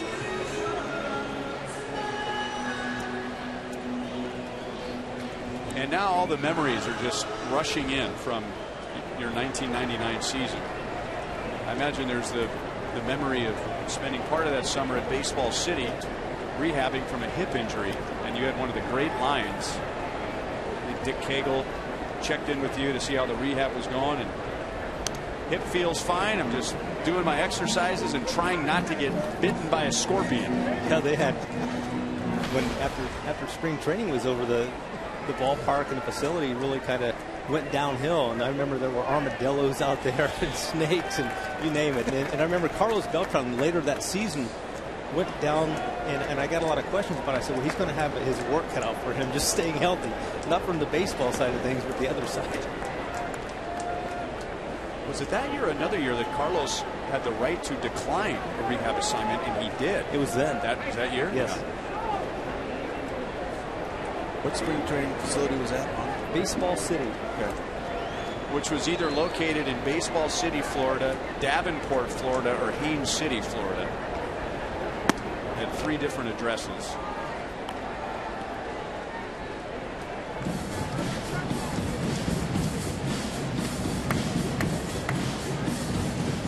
Gordon Beckham is one of the hitters that has nailed Volquez with his swing. He did a one-hop ground ball off of Volquez's right leg in the first inning, and Volquez struck him out in the third. 80 pitches for Volquez. 1-2 on Beckham. Volquez, he's grinding through this one. Not getting any run support at all, which is not like a Volquez start. Usually they supply him with 4 or more.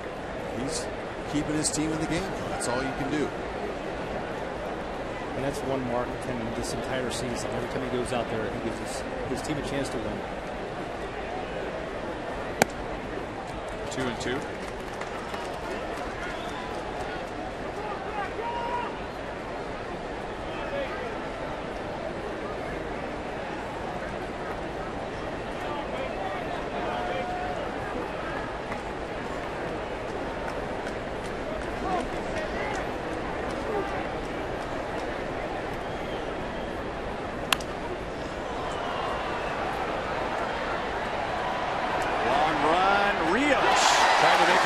Catch, and Beckham is still alive.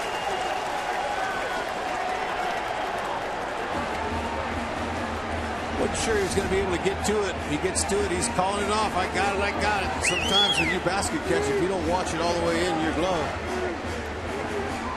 you'll miss it. And I believe they're going to give him an error on that.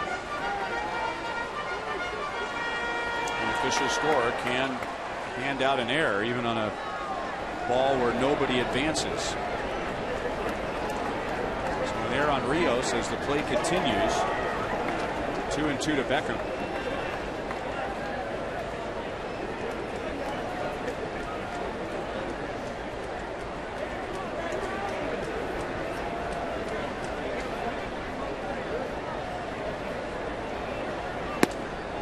And now a full count. Volquez necklace broke. So he's been hit twice. He had another ball whistle right over his ear. And now his necklace is broken.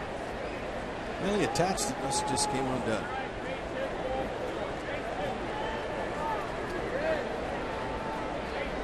Aside from that, it's been a great night.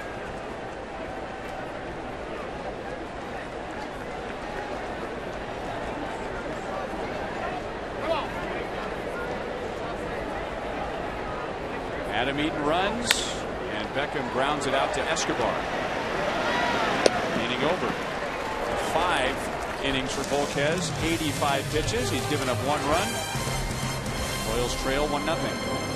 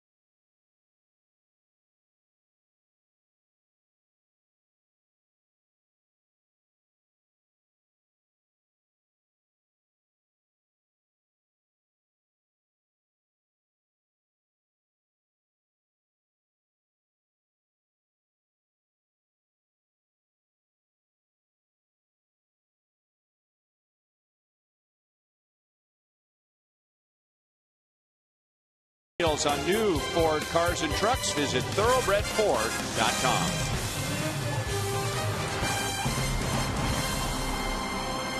Going into downtown Chicago over the Chicago River.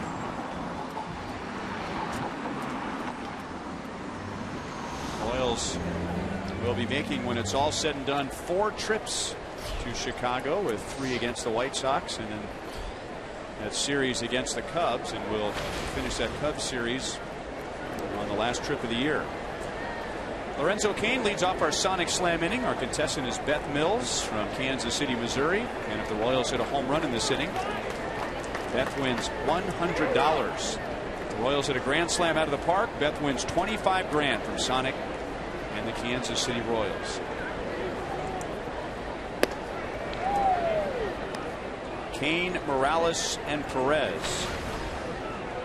Royals have had 3 hits. Danks has walked 3, so they've had 6 runners in the first 5 innings, and Danks has just made one good pitch after another when he's needed to.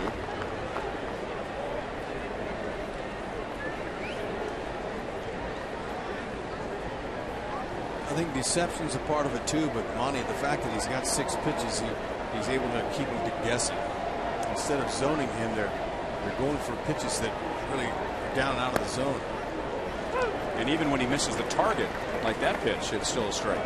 And I think he's really good at adding and subtracting. He changes speed so effectively.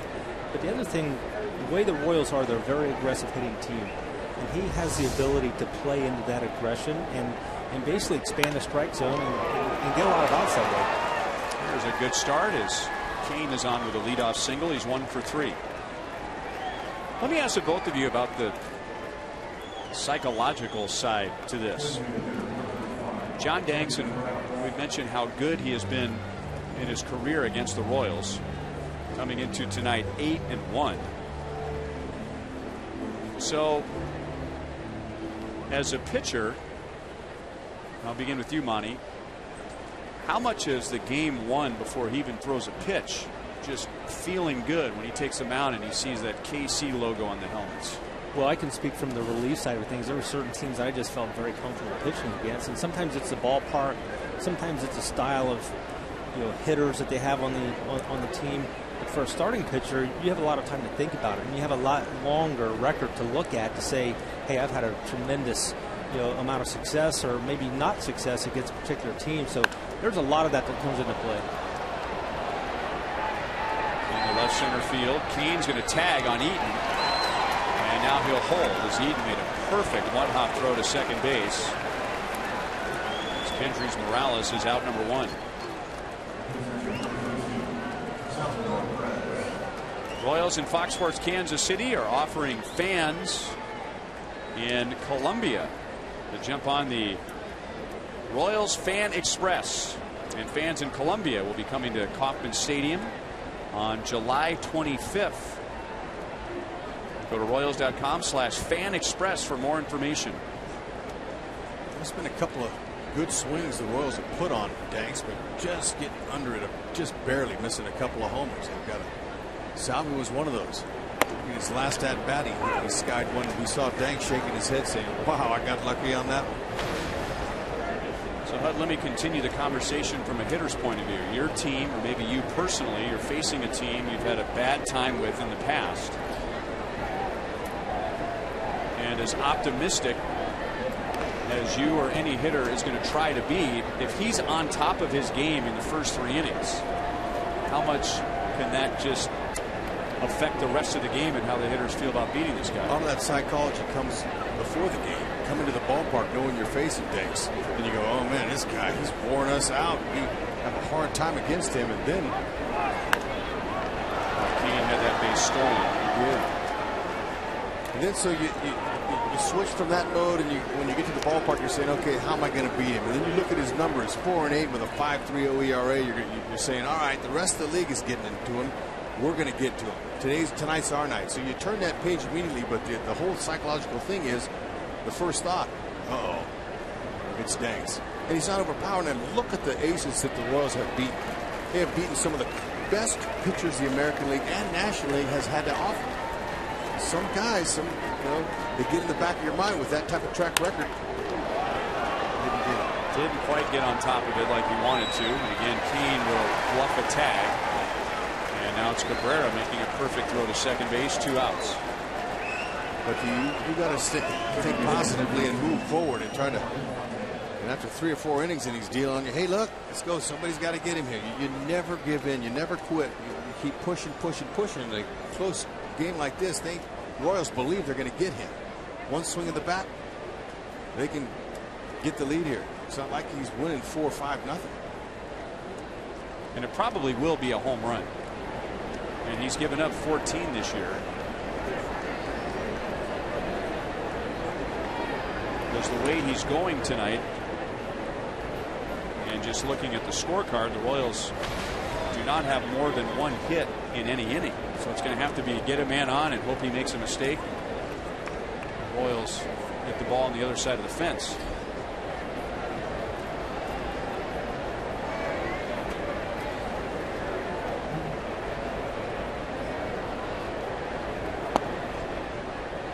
Watching Danks' move, how good it is, it's kind of amazes me that in his career 70% of the base stealers have been successful off of it. He's got a real good move. It's a borderline Bach move, really. But I would bet the number of attempts is very low compared to other pitchers.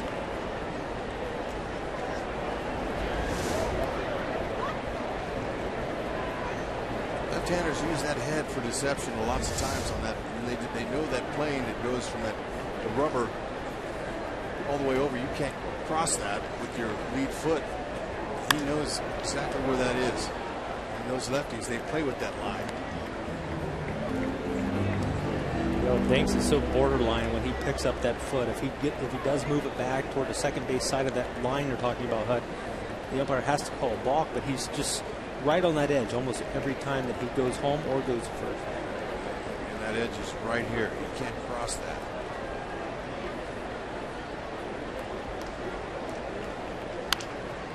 Back to Danks. He has pitched 6 scoreless innings with 90 pitches.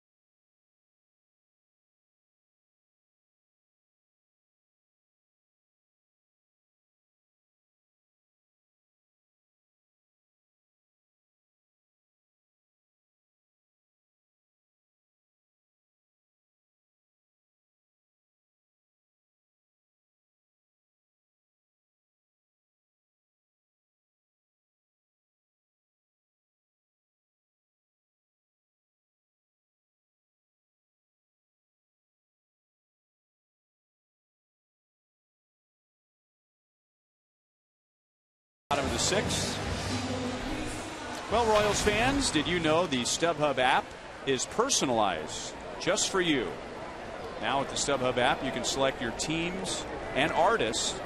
You can discover new favorites and grab tickets wherever you want.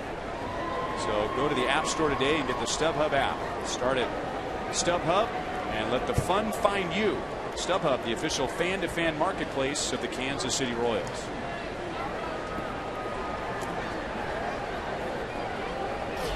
Middle of the order for the White Sox: Melky Cabrera, Jose Abreu, and Adam LaRoche. Change up for a strike to Cabrera, who has hit the ball hard twice and is 0 for 2. Grounded sharply to Hosmer in the first inning and then hit a line drive off of Volquez in the third. And Volquez was able to throw him out and now hits it where no Royal can make the play. He'll try for two. He is safe. He got around the tag. What a play by Paulo Orlando. On contact, he put his head down and he ran to the place where he thought he could cut the ball off and picked up the ball before it got to the wall and made a heck of a throw. Man, I tell you, he didn't waste any time. A short hop pick, good hands by Infante, had plenty of time. And Melky with a heads-up slide. See how he altered his slide right there at the last minute. He went to the far inside part of the plate, or the bag, and ooh, I don't know. He might have gotten him on the chest there. The Royals will not challenge.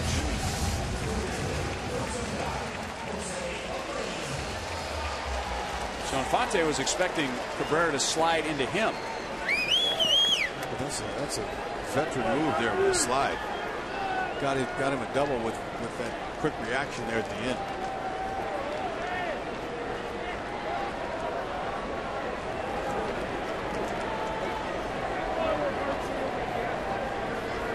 It's the fourth straight inning where the White Sox have had the leadoff man on.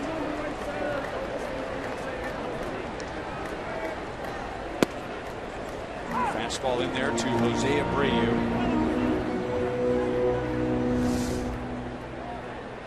Infante reached out and I think he might have gotten him before he got his hand on him. Well, and as we've learned, it looks like doesn't cut it.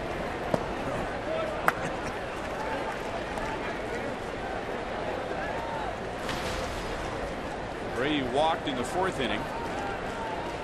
That's Volquez's only walk, and he grounded it short in the second. Abreu lost a 13-game hitting streak in game one of the doubleheader. That was the longest current hitting streak in the major leagues.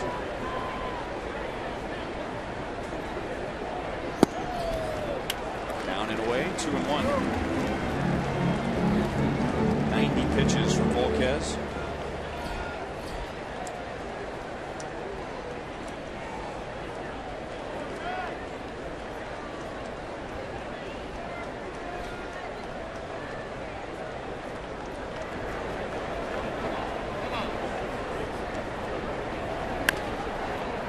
Foul. Monty, on a night like tonight, or maybe even the day game earlier today, I will say sometimes, in this case Volquez, he's thrown 91 pitches, but with the heat, it may feel more like 101 pitches. Is that true? I think so. Yeah, you have to take obvious precautions to keep yourself hydrated and do all the things you can before you even take the mound in the first inning, but the elements, they come into play, and sometimes even the extreme on the other end, the cold will take energy away from you as well, but on a hot day it definitely does. And you start your day early, and here we are been at the ballpark for a number of hours, so have to be real careful not to let the heat really zap the energy. Hit well to center field with lightning in the sky above, and Lorenzo Cain somehow got to that ball. He was getting his legs all tangled up, didn't quite get the angle that he wanted, but able to stay on his feet for out number one. Oh, that's a tremendous play. Great concentration by Lorenzo Cain. He turned on contact. I thought this ball was out of the ballpark. He got up underneath it. Abreu's a powerful guy. Look at now, Lorenzo Cain turned the opposite way you teach, but when you're close to the wall like that, you just keep your eye on it and do whatever you can, and that just shows his athleticism. Boy, great job of flagging that one down, giving Volquez a chance to pitch his way out of this one. Yeah, when it came off Abreu's bat, it looked like he got extended enough to put the ball in the ballpark, and the ball just kind of hung up in the air a little bit. But like you say, the athleticism of Lorenzo Cain there, tremendous play. Oh, man, I can't tell you that last minute like that, how he altered his body. And you track it the best you can, but then sometimes that ball will move on you, and he's able to catch it and get rid of it and save a double, maybe more. Now, right before that pitch, Monty, I asked you, does it feel like a pitcher is thrown more because of the heat? And Salvador Perez may have sensed something because he went out to the mound and they just stood around until the home plate umpire Jordan Baker made them break it up, maybe giving Volquez a chance to catch his breath and reset before facing LaRoche. Royals have the infield in. Grounded to Hosmer. He had to go up to get it. He'll go to the bag. 2 down. There you go. Now, I don't know how they keep that defensive run save statistic, but if Volquez gets out of that, Lorenzo Cain, you can add another one of those in his category. Ryan, I'm not so sure that Salvador Perez didn't go out there mound to almost really settle Volquez down, because I've noticed that Melky Cabrera over on third base, and it seems like they've had some words, and it's a lot of stuff going on.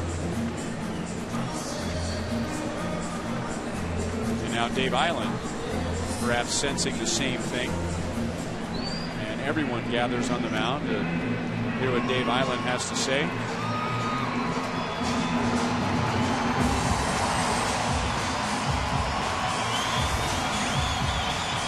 Remember, when you're on the road and you want to watch the Royals, subscribe to MLB.TV Premium for live on demand on over 400 devices. Real-time highlights, live look-ins, pitch tracking, and more. Visit MLB.TV for details. Avisail Garcia has had 2 very good swings against Volquez, and he has 2 hits. Laying inside, ball 1. Sabi was setting up way away there. Just came back in, and that chain that's around his neck has come off again. It's just a little bit of distraction. Now, we've seen Vargas. When Vargas loses his chain, he just puts it in his pocket. I don't think there's a pocket big enough for that one. So if he put it in his pocket, it may drag him to the ground like an anchor. Oh, that's a lot of gold.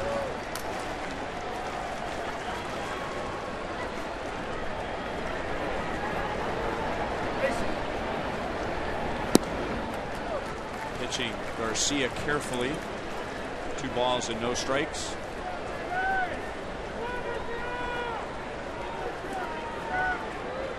Volquez, 1 good pitch away from working around a leadoff double.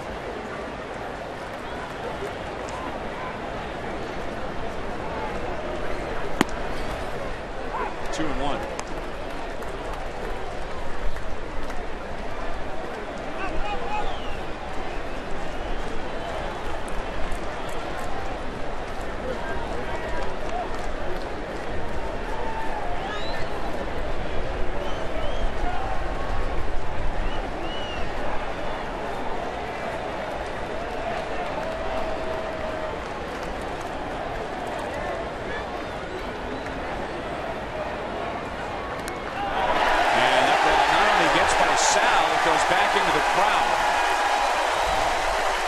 Cabrera scores on a wild pitch to give the White Sox a 2-0 lead.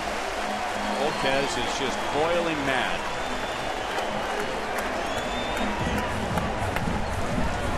Well, he definitely didn't want to do that.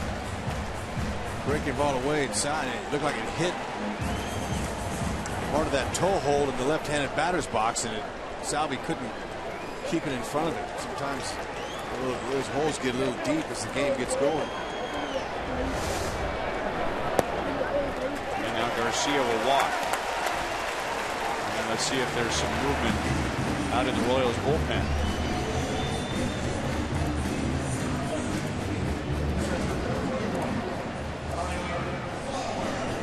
Not yet. 98 pitches for Volquez.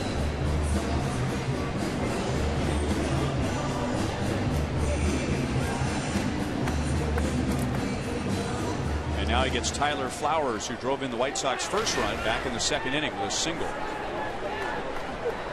And then Volquez got him to ground into a double play to end the fourth. Pitch number 99. Hit on the ground to Coleman. And that's the inning. White Sox take a 2-0 lead on a wild pitch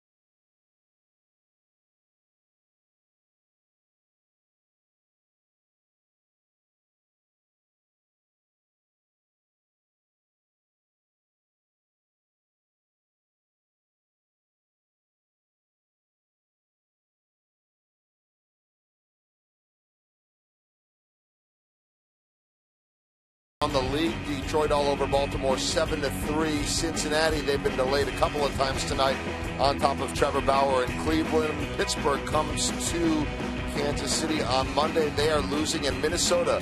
A leadoff home run by Brian Dozier, picking up where he left off before the break and during the All-Star game for that matter. Our Mazda game break takes us to Houston, Battle of Texas. Jose Altuve, the All-Star, is going to knock in a run. The Astros, guys, remember how we saw them sweeping the Royals? They have lost 6 straight, 8 out of 10, went from having the best record in the American League to the 5th best, trying to break out of that slump.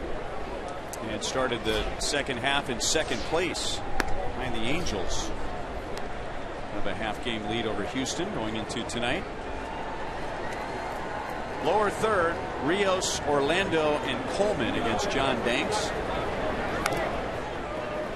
1-1 on Rios, who has struck out and walked.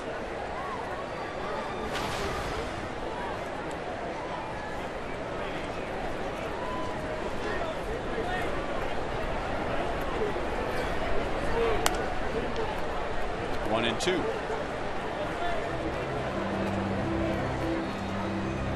Royals stranded 1 in the first inning against Danks, 1 in the second, 1 in the third, 2 in the fourth, and 1 in the sixth.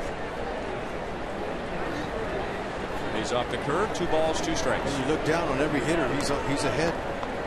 0-2, 1-2, so he's able to execute his pitches, and that's one of the reasons why he's gone so long without getting touched. He's ahead. He's able to get the Royals to swing out of the zone. It's been that simple. His execution has been good.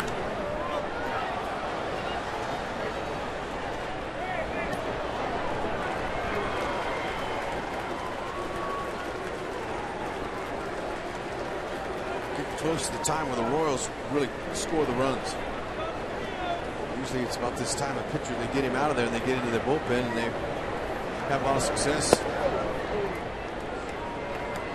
Danks is being very stubborn tonight, executing his pitches and throwing with conviction. Really, he's pitching. He's pitching that ball. He's not throwing it. There you go. Leadoff walk. Danks has walked 4.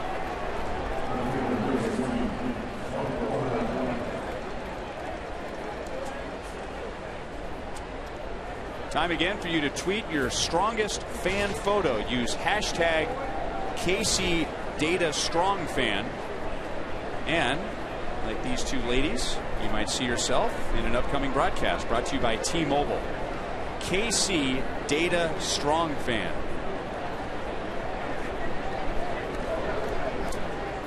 And now Robin Ventura comes out of the White Sox dugout. Danks has his back to the dugout as if he is trying to pretend this is not happening. I think he wants to stay in there.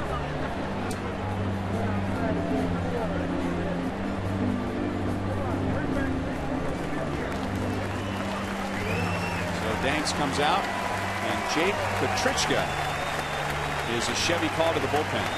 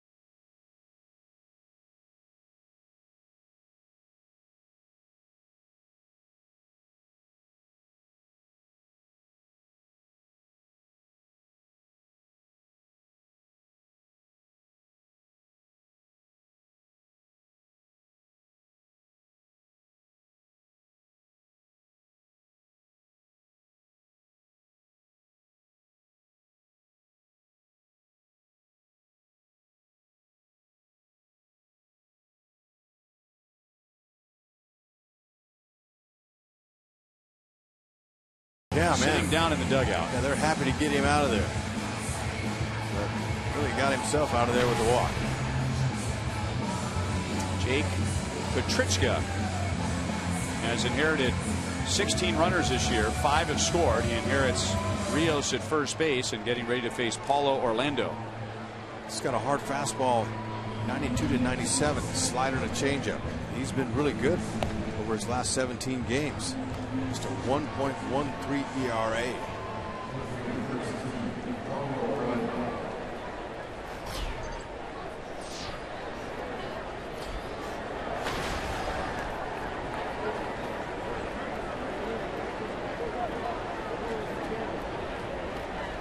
Paulo Orlando was 0 for 2 against Danks.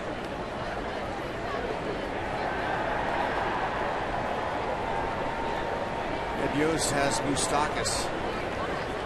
Still, he didn't start this game. So Coleman's on deck. You never know. Busted bat in half. And a bad throw, but the Roach bails out Petrichka. Rios moves up to second base. And another flying bat, and thankfully that end of the bat went into the screen behind home plate. Yep. So here comes Moose, and Ventura has a lefty out in that bullpen. We'll see if he goes to him.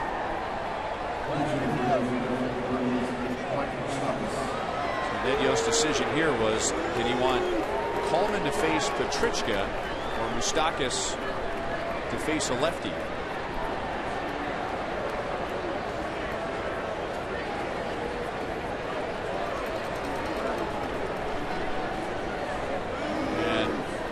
Surprisingly, Mike Moustakas is going to come to the plate and face Petrichka.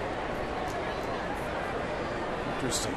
Petrichka's given up a 353 average to lefties this year. And Mike Moustakas 3 out of 4 with 2 singles and a double. He had a home run in game 1 of the doubleheader, and now here comes Robin Ventura. So he just needs a little extra time for the bullpen.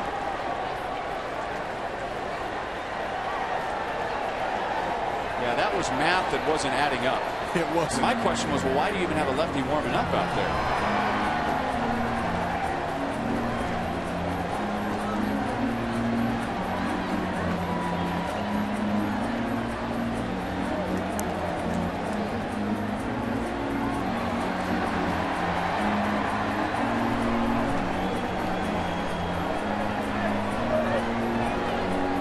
Trying to buy more time.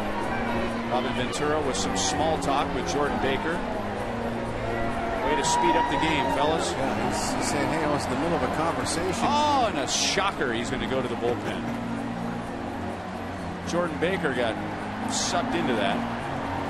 Zach Duke will be the Chevy call to the bullpen.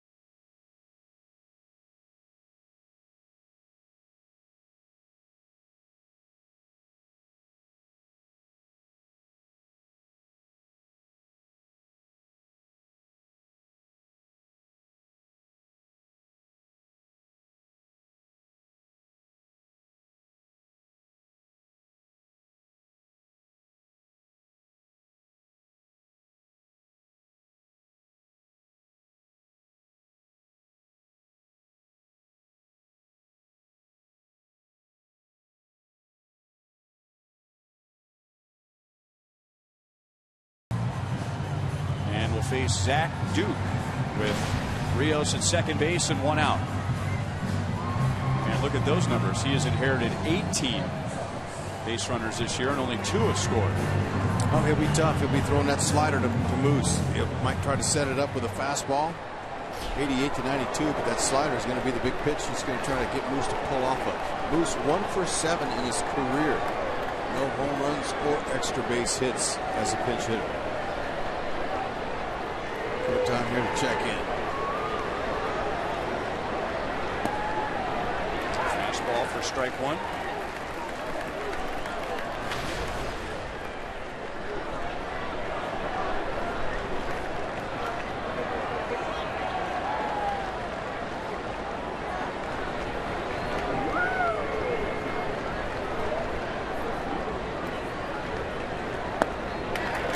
Slider away. No balls, 2 strikes.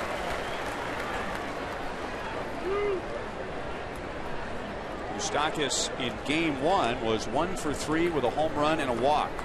And that home run in the 5th inning against Jeff Samardzija was on the 12th pitch of the at-bat.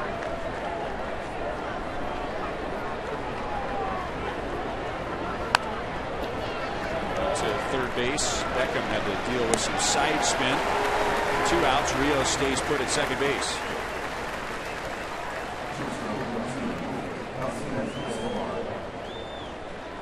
And now Alcides Escobar, who's been on base 3 times tonight, opened the game with a single, and since then he has walked twice, and he's done well against Zach Duke. A couple of 3 baggers.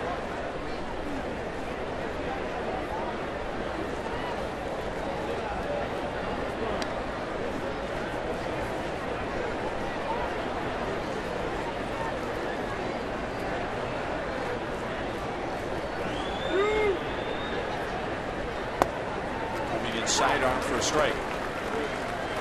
Zach Duke is a fascinating story. He was a bright light in the Pirates minor league system, and he just never quite panned out as a starter. He resurrected his career last year with the Brewers as a reliever by changing his mechanics. He had been released twice and was on a minor league deal with the Brewers. And 2 off seasons ago, he figured he needed to make a change, and made a very drastic change to becoming a mostly sidearm pitcher. And he got a 3-year deal from the White Sox. And he gets the job done, getting the final 2 outs in the top of the 7th inning. Stretch time in Chicago. The White Sox lead 2-0.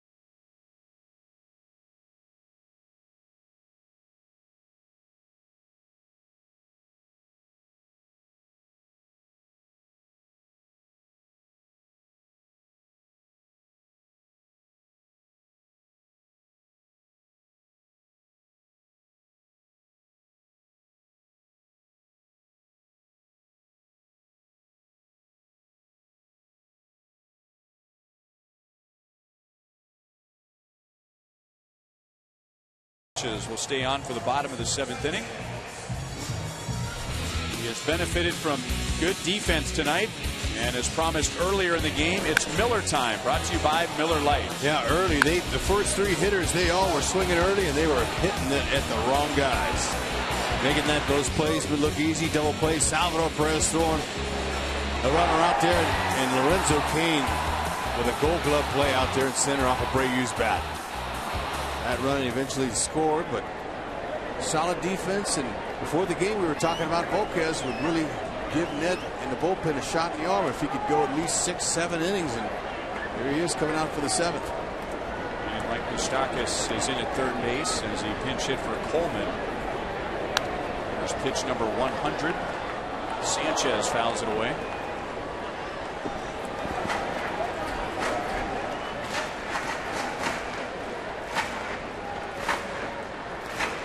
Lopez has walked 2.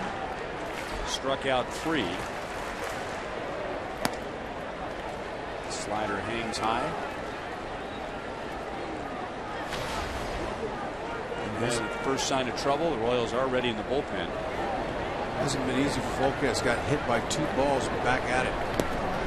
One hit him squarely in the back of the leg, and the other hit him off his palm of his right pitching hand. They have really worked him. Morales getting ready, but no run support.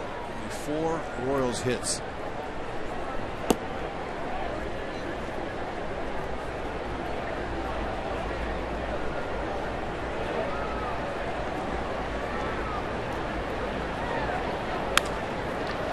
Base hit left field. Second time that Sanchez has opened the inning with a base hit.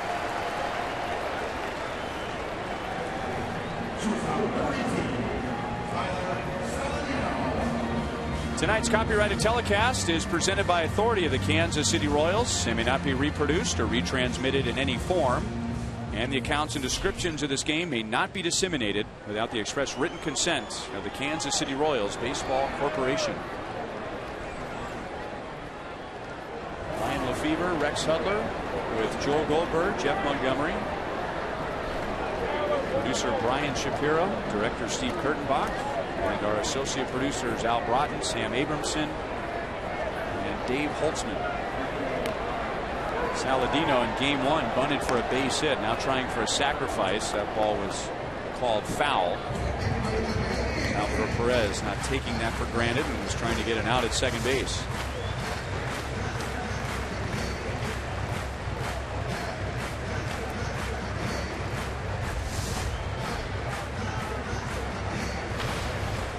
Tyler Saladino. This is just his 5th big league game. Playing at shortstop in game 2. That's his natural position. Giving Alexei Ramirez the night off. He played third base in game 1. And he gets a good bunt down. Hosmer bobbles. Still got it.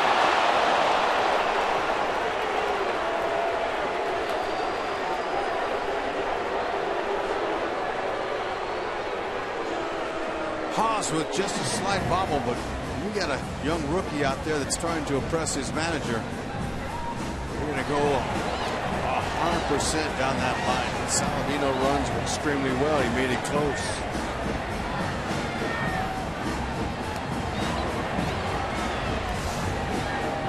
Did a nice job of pushing that ball and moving that runner for sure. Haas with a little bit of transfer trouble.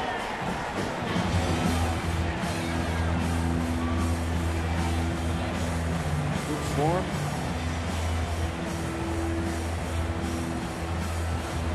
And the White Sox will use a challenge, which they will lose.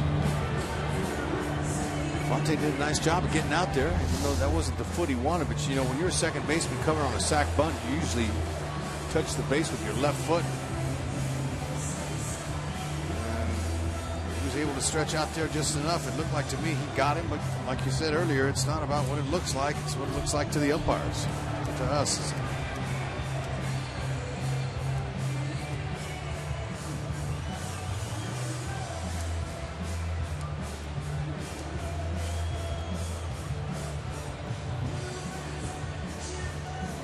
Out.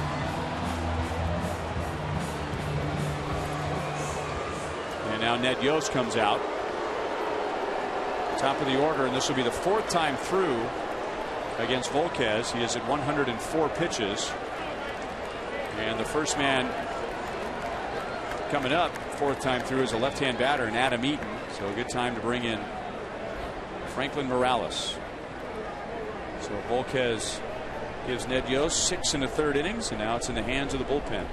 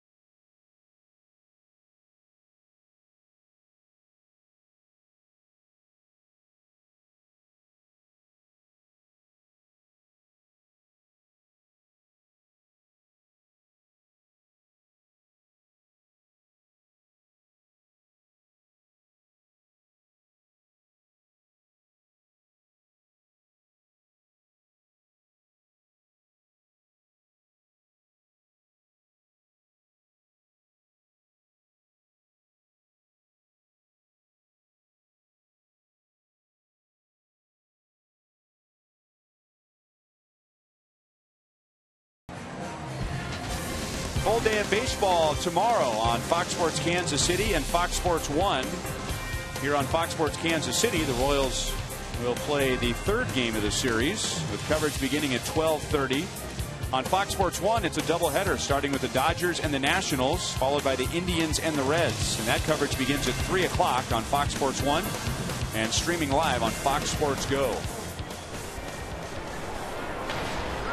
Franklin Morales inherits a runner at second base. He has inherited 16 this year. 3 have scored. And he'll get left-hand hitting Adam Eaton with 1 out.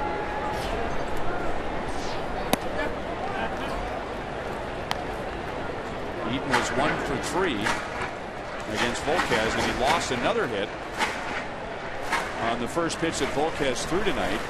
Hit a shot out toward Omar Infante, and a very good play in the short hop. It's a strike, 1-1. Morales fastball slider. He'll keep the fastball up. He'll touch some 95s, but he's low 90s. Good breaking ball. Very quick coming out of his delivery. Deception. Like a swing, and it was. 1 ball, 2 strikes.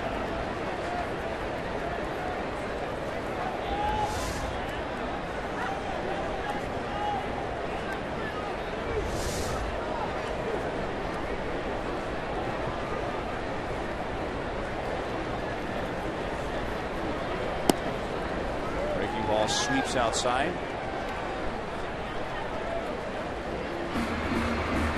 His previous 21 outings, Franklin Morales has held lefties to a 143 average. And that was after struggling a bit earlier in the year against left-hand hitters. Sal tried to pull that into the strike zone. 3 balls, 2 strikes.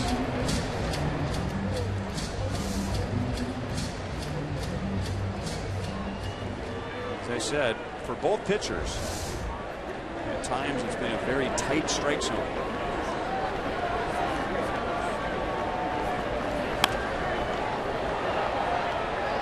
They'll be back into the crowd. Even Alex Gordon could not dive for that ball. He might have tried. he made one of the defensive plays of the year the last time the Royals were here in Chicago, diving into the crowd.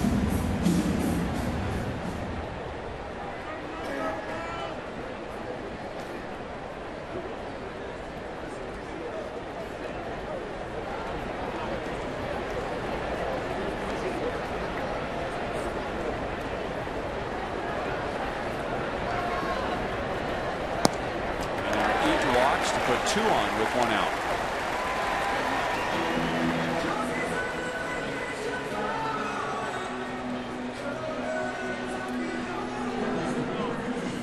Here's Alex. And a topic that came up almost immediately after he went on the disabled list. And when he met with the media the day after the injury, the question was, would he join the team on the road or would he stay home in rehab? And Alex wants to be with his teammates. His teammates want him here. And so there he is.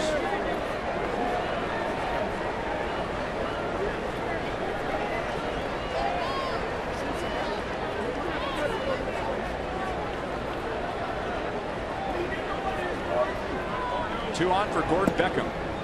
Over the inside for a strike. Beckham is 0 for 3 tonight.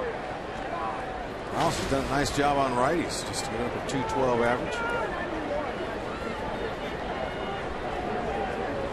Dyson picked up right away where Gordon left off in that Toronto series with some of the plays that he made out in left field.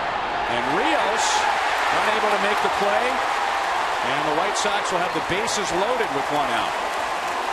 Almost collided with Hosmer, and that's the second time tonight he's tried to make a basket catch like that and did not make the catch. Yeah, and Eaton, you know, the runner at first base, he was heading back towards first. Had Infante picked up and looked at second, he would have got a nice force out there at second base. But sometimes I think the runners, or this late in the game, Infante was concerned about the run scoring, so he threw it home. He had an easy out at second.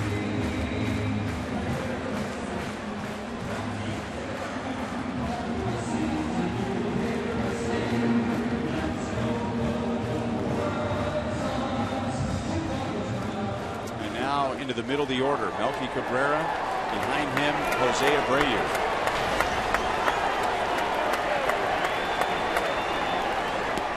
And that's in the dirt. We've already had 1 run scored tonight on a wild pitch.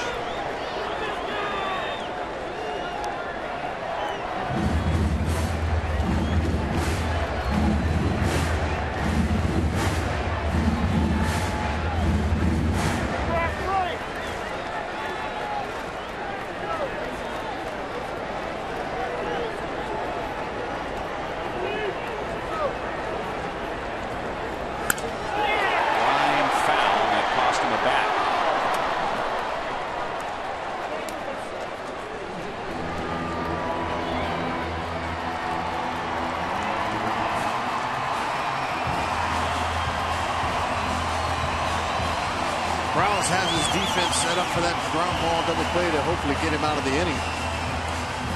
He has induced 2 ground ball double plays this year. That's what he's looking for. A single, a sac bunt, a walk, and a bloop hit.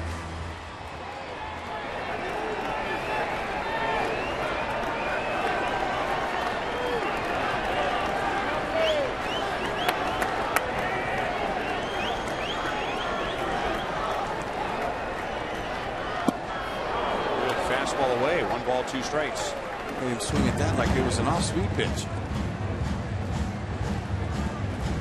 Try it out there again.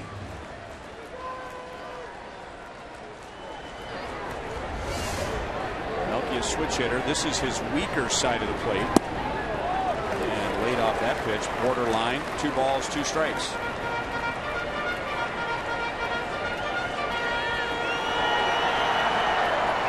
White Sox have Sanchez at third, Eaton at second, Beckham at first.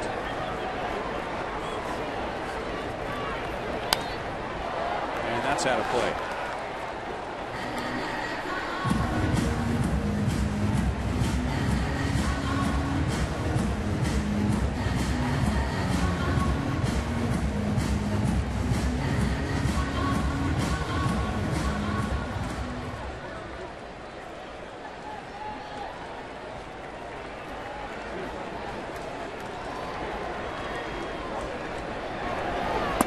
Struck him out on a pitch that was out of the strike zone. He didn't look very comfortable. What he was looking for. Those fastballs, he was swinging out like they were changeups. Got the ball by him. Now Ned Yost has Luke Hochevar in the bullpen if he wants him. But he's going to stick with Morales, and as you pointed out, Hud, Morales is balanced. He's not weak against one side. He's good against lefties and righties, and he just got done striking out a right-hand batter. Fastball with some cutting action on it. Showed you Lorenzo Cain's fine play in center field earlier this inning. That was against Abreu. 0 for 2 with a walk. Hitless today. He lost a 13-game hitting streak in game 1. And now no balls, 2 strikes.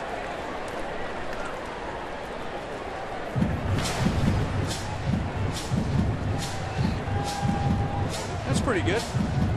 Yeah. He gets paid to drive him in. When he's got him loaded out there, he's dangerous. 0-2 though. See if he can make a pitch. Fastball away, working for him against Melky.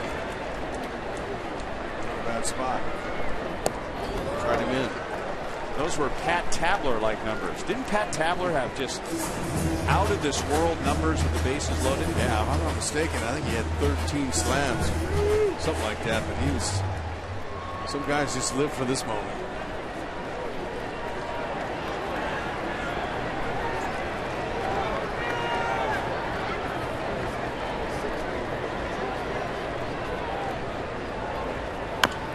Off the plate, back to Morales. Inning over. All right. Bases loaded, 1 out, and the White Sox fail to add to their lead. So it's still a game. Royals have 6 outs to go on offense, and they have Eric Hosmer, Lorenzo Cain, and Kendrick Morales coming up in the 8th.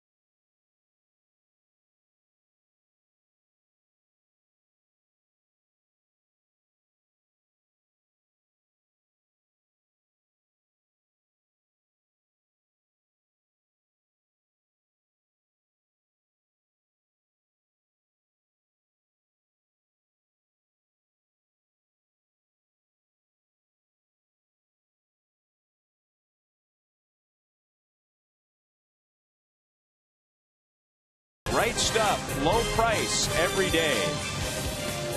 And by Ram, find your summer of fun with great deals at the Ram Summer Clearance Event.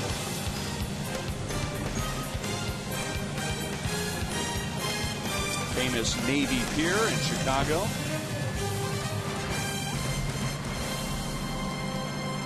It is about 20 degrees warmer now than it was at one point during game 1 of the doubleheader, or a cooler rather, I'm sorry.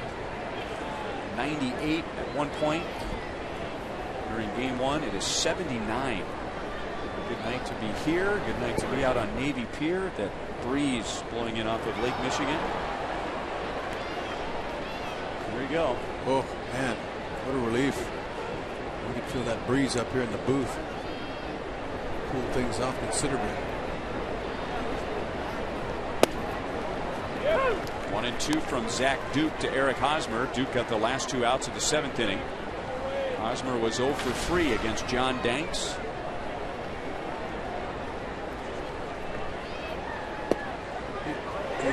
Got the corner on.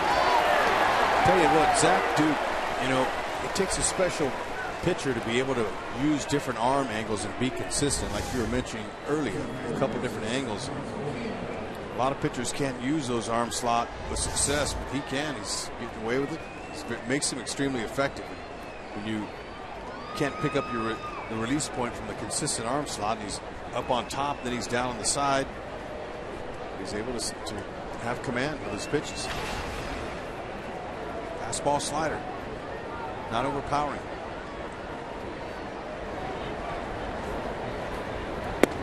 He doesn't always drop down sidearm, so he'll still come over the top, especially against a right-hand batter. Sidearm to a righty is a little bit of a lateral plane, and the ball can get hit a lot easier. When he hits those corners down and low away like that, makes it tough. Find a way to get on base here, pop one out.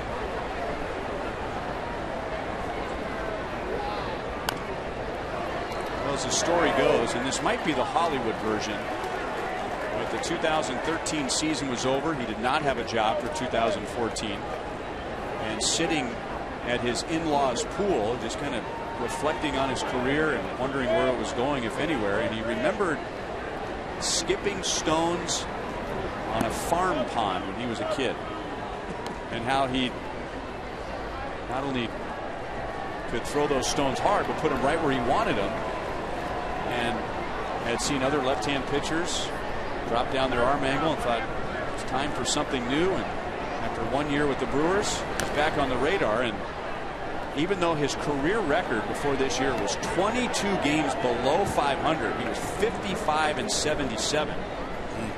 One good year with the Brewers out of the bullpen, and the White Sox signed him up for 3 years. Good for him. The legend of Zach Duke. Right.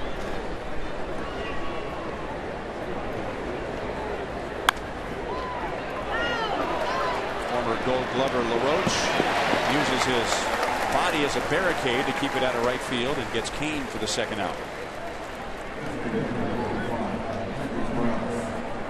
Who knows, maybe someday a left-hand pitcher who's struggling and his career is going up in smoke, someone will say, you know what, kind of like Tommy John surgery, maybe someone will say, hey, you need to go Zach Duke. Yeah. Okay. If he can get you a 3-year deal, why not? That's a good swing by Kane. Going the other way, you'd think he could find a hole, but Roach, he's showing some soft hands there.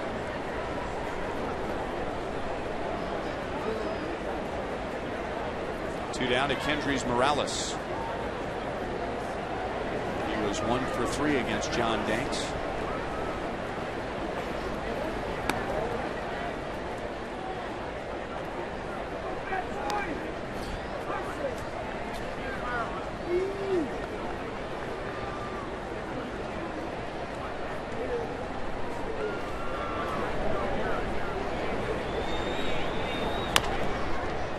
Off the plate. Out to the shortstop, Saladino, and that is the inning. Zach Duke has faced 5 and retired 5. Luke Hochevar will have the bottom of the 8th inning. Royals down 2-0.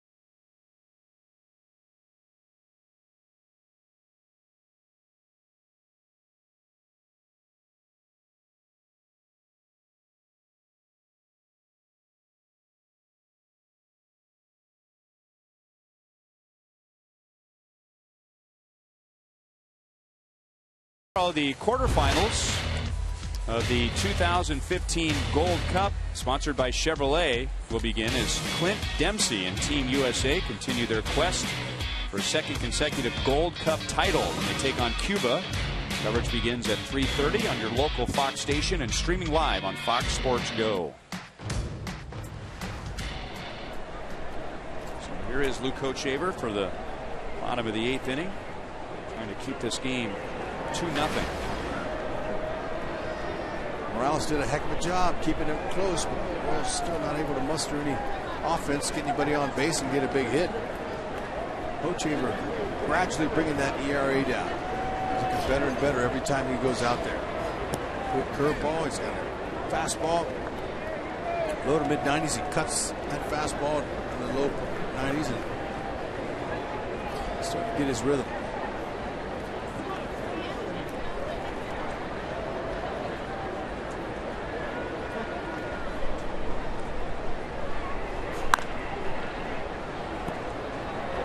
One on Adam LaRoche, who is 0 for 3. Grounded out to first in the 6th inning with a runner at third. And he was hearing some boos from the White Sox faithful.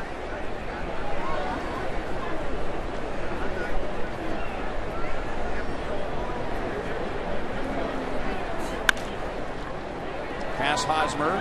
Infante is there. Hochevar over to cover. 4-1 for out number 1.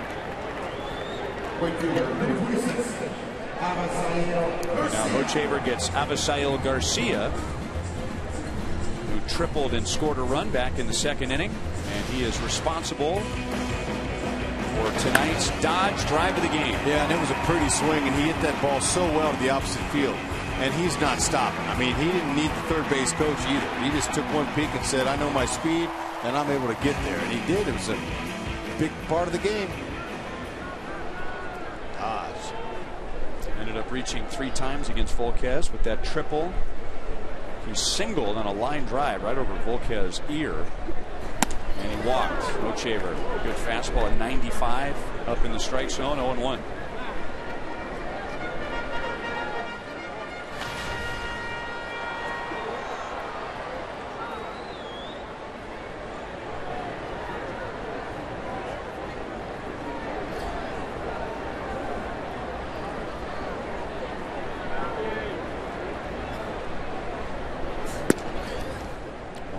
Garcia. This guy has a lot of tools. He can put it together. He can have, I can see him having a monster year. He can throw, he runs, he can hit the power. He's going to have to shorten up that swing a little bit and start going to the opposite field, and he'll get more on his average. Become an all-around threat. Tigers had big plans for him. White Sox big plans for him. 3 years ago, he got to the big leagues as a 20-year-old and played so well the Tigers used him in the postseason. Only he and Ty Cobb have had hits in the postseason for the Tigers under age 21. Just read that off the scoreboard. See it out there? I'm saying, where'd you get those numbers? That's pretty impressive. You know, you just got to kind of look around, and sure, sometimes a nice little fact just flies out of the sky right into your lap. No, that's awesome. I mean, you know, to have your name mentioned in Ty Cobb's anything in your career, you've done something. That same scoreboard out there that shows number 21 with Tyler Flowers. Maybe a little fact about Tyler Flowers.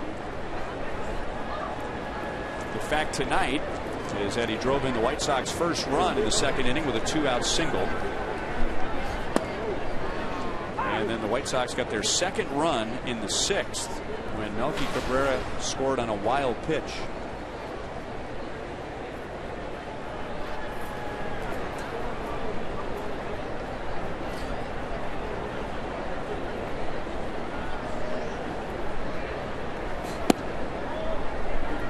Outside, 1 ball, 1 strike.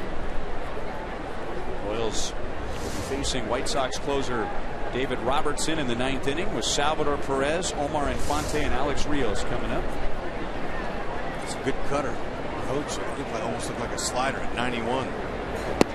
Beautiful pitch. Same location as the last one.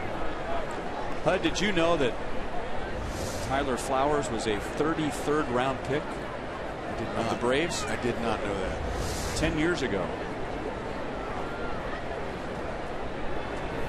And then in a 6-player trade, he came to the White Sox. Now I know where you get all that information.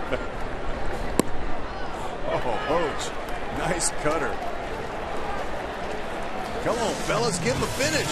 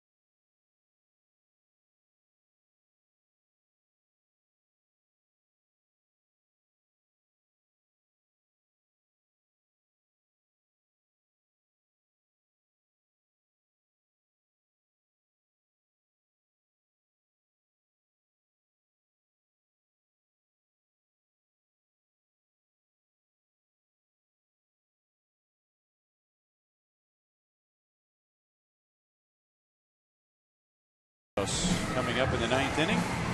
After the game, whenever that might be, it's Boulevard Royals Live with Joel and Monty. We'll spend some time talking about John Danks tonight. And I'm telling you what, Danks has the Royals number. He pitched a heck of a game. And now David Robertson in his first year with the White Sox after parts of 6 seasons with the Yankees, and for many years the setup man for Mariano Rivera. And then when Rivera retired, Robertson got a chance to be a full-time closer for the Yankees last year. He saved 39, but then that was it. Yankee career was over. Signed a deal with the White Sox, who were desperate to improve their bullpen. Had the second worst bullpen ERA in the American League last year. And that has improved significantly this year with the last 2 guys we've seen here tonight. Zach Duke, who went an inning and 2/3 scoreless. And we'll see how David Robertson does.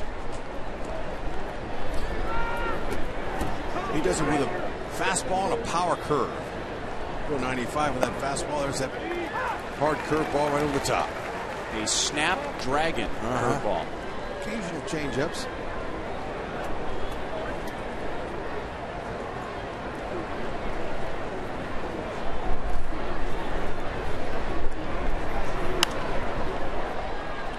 On Salvador Perez. Royals have had 1 hit since the 4th inning.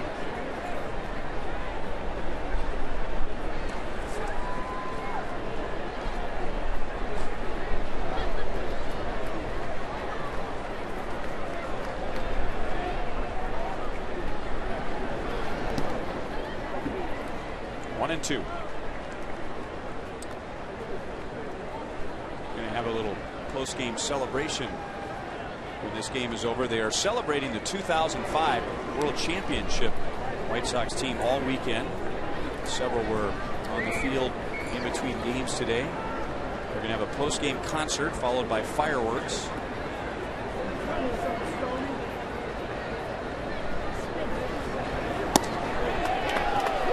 There you go. The concert, I hear, is going to be a cover band for the group Journey, because when the White Sox won it in 2005, that was their theme song, their rally song, "Don't Stop Believing," which begs the question. Salvador Perez strikes out, one down in the 9th inning. What team in the last 25 years has gone to the World Series and their theme song was not "Don't Stop Believing" by Journey? Yeah. Doesn't he reside in San Francisco, and they use his song too out there in the Bay Area? Talking about Steve Perry? That's right. Yep. They're no longer the lead singer for the group, but he was the one who was their lead singer in their biggest years. Strike to Omar Infante, 1 for 3 tonight.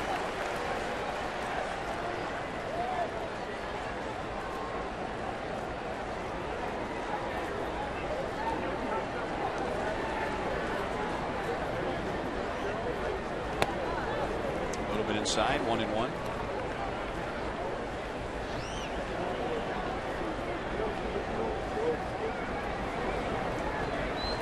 David Robertson is averaging over 13 strikeouts per 9 innings.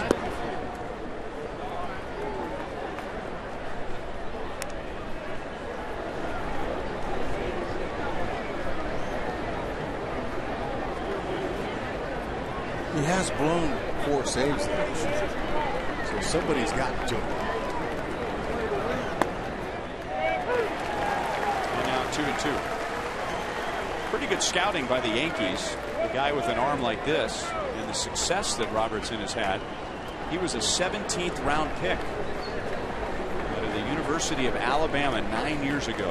And not only did David make it to the big leagues, but he had an older brother. He has an older brother, Connor Robertson, who also made it to the big leagues.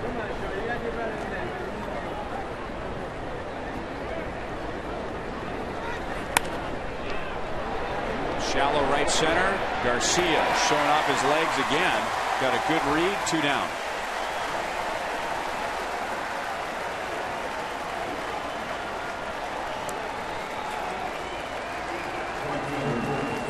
Now Robertson and the White Sox 1 out away from earning a doubleheader split.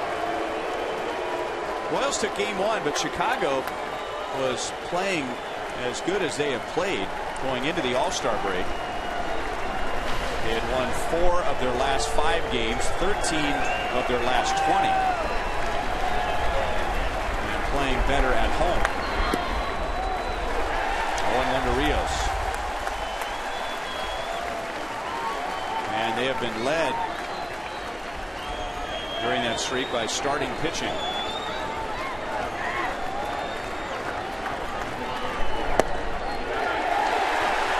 Very good performance tonight from their starter John Danks, 6 scoreless innings. And now in their last 14 games,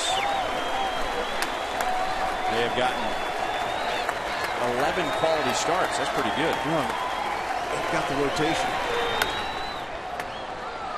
Still 0-2.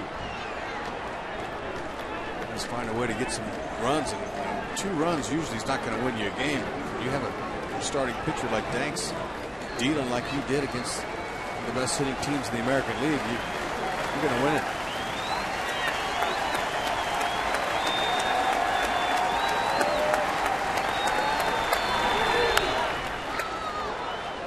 Greg Holland got save number 20 in game 1 of the doubleheader, and now Robertson trying to get save number 20 in game 2.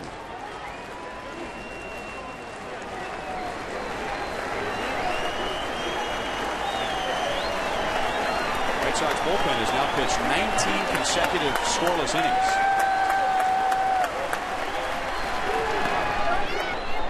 One and 2 on Rios.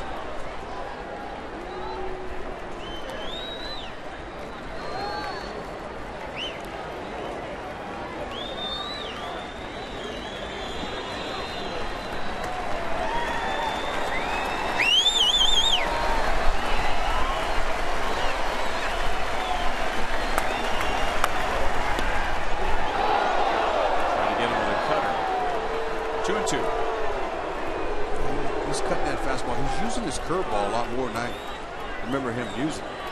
Usually he's pretty dominant with his fastball, but you see him topping out around 93, 94. He's doesn't have the same velocity. He's got some good secondary pitches.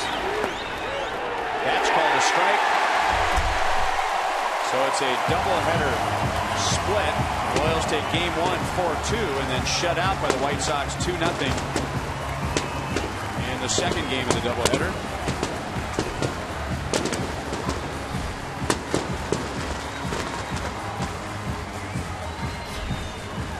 Nothing. White Sox beat the Royals behind the pitching of John Danks, Jake Petrichka, Zach Duke, and David Robertson. We'll be right back.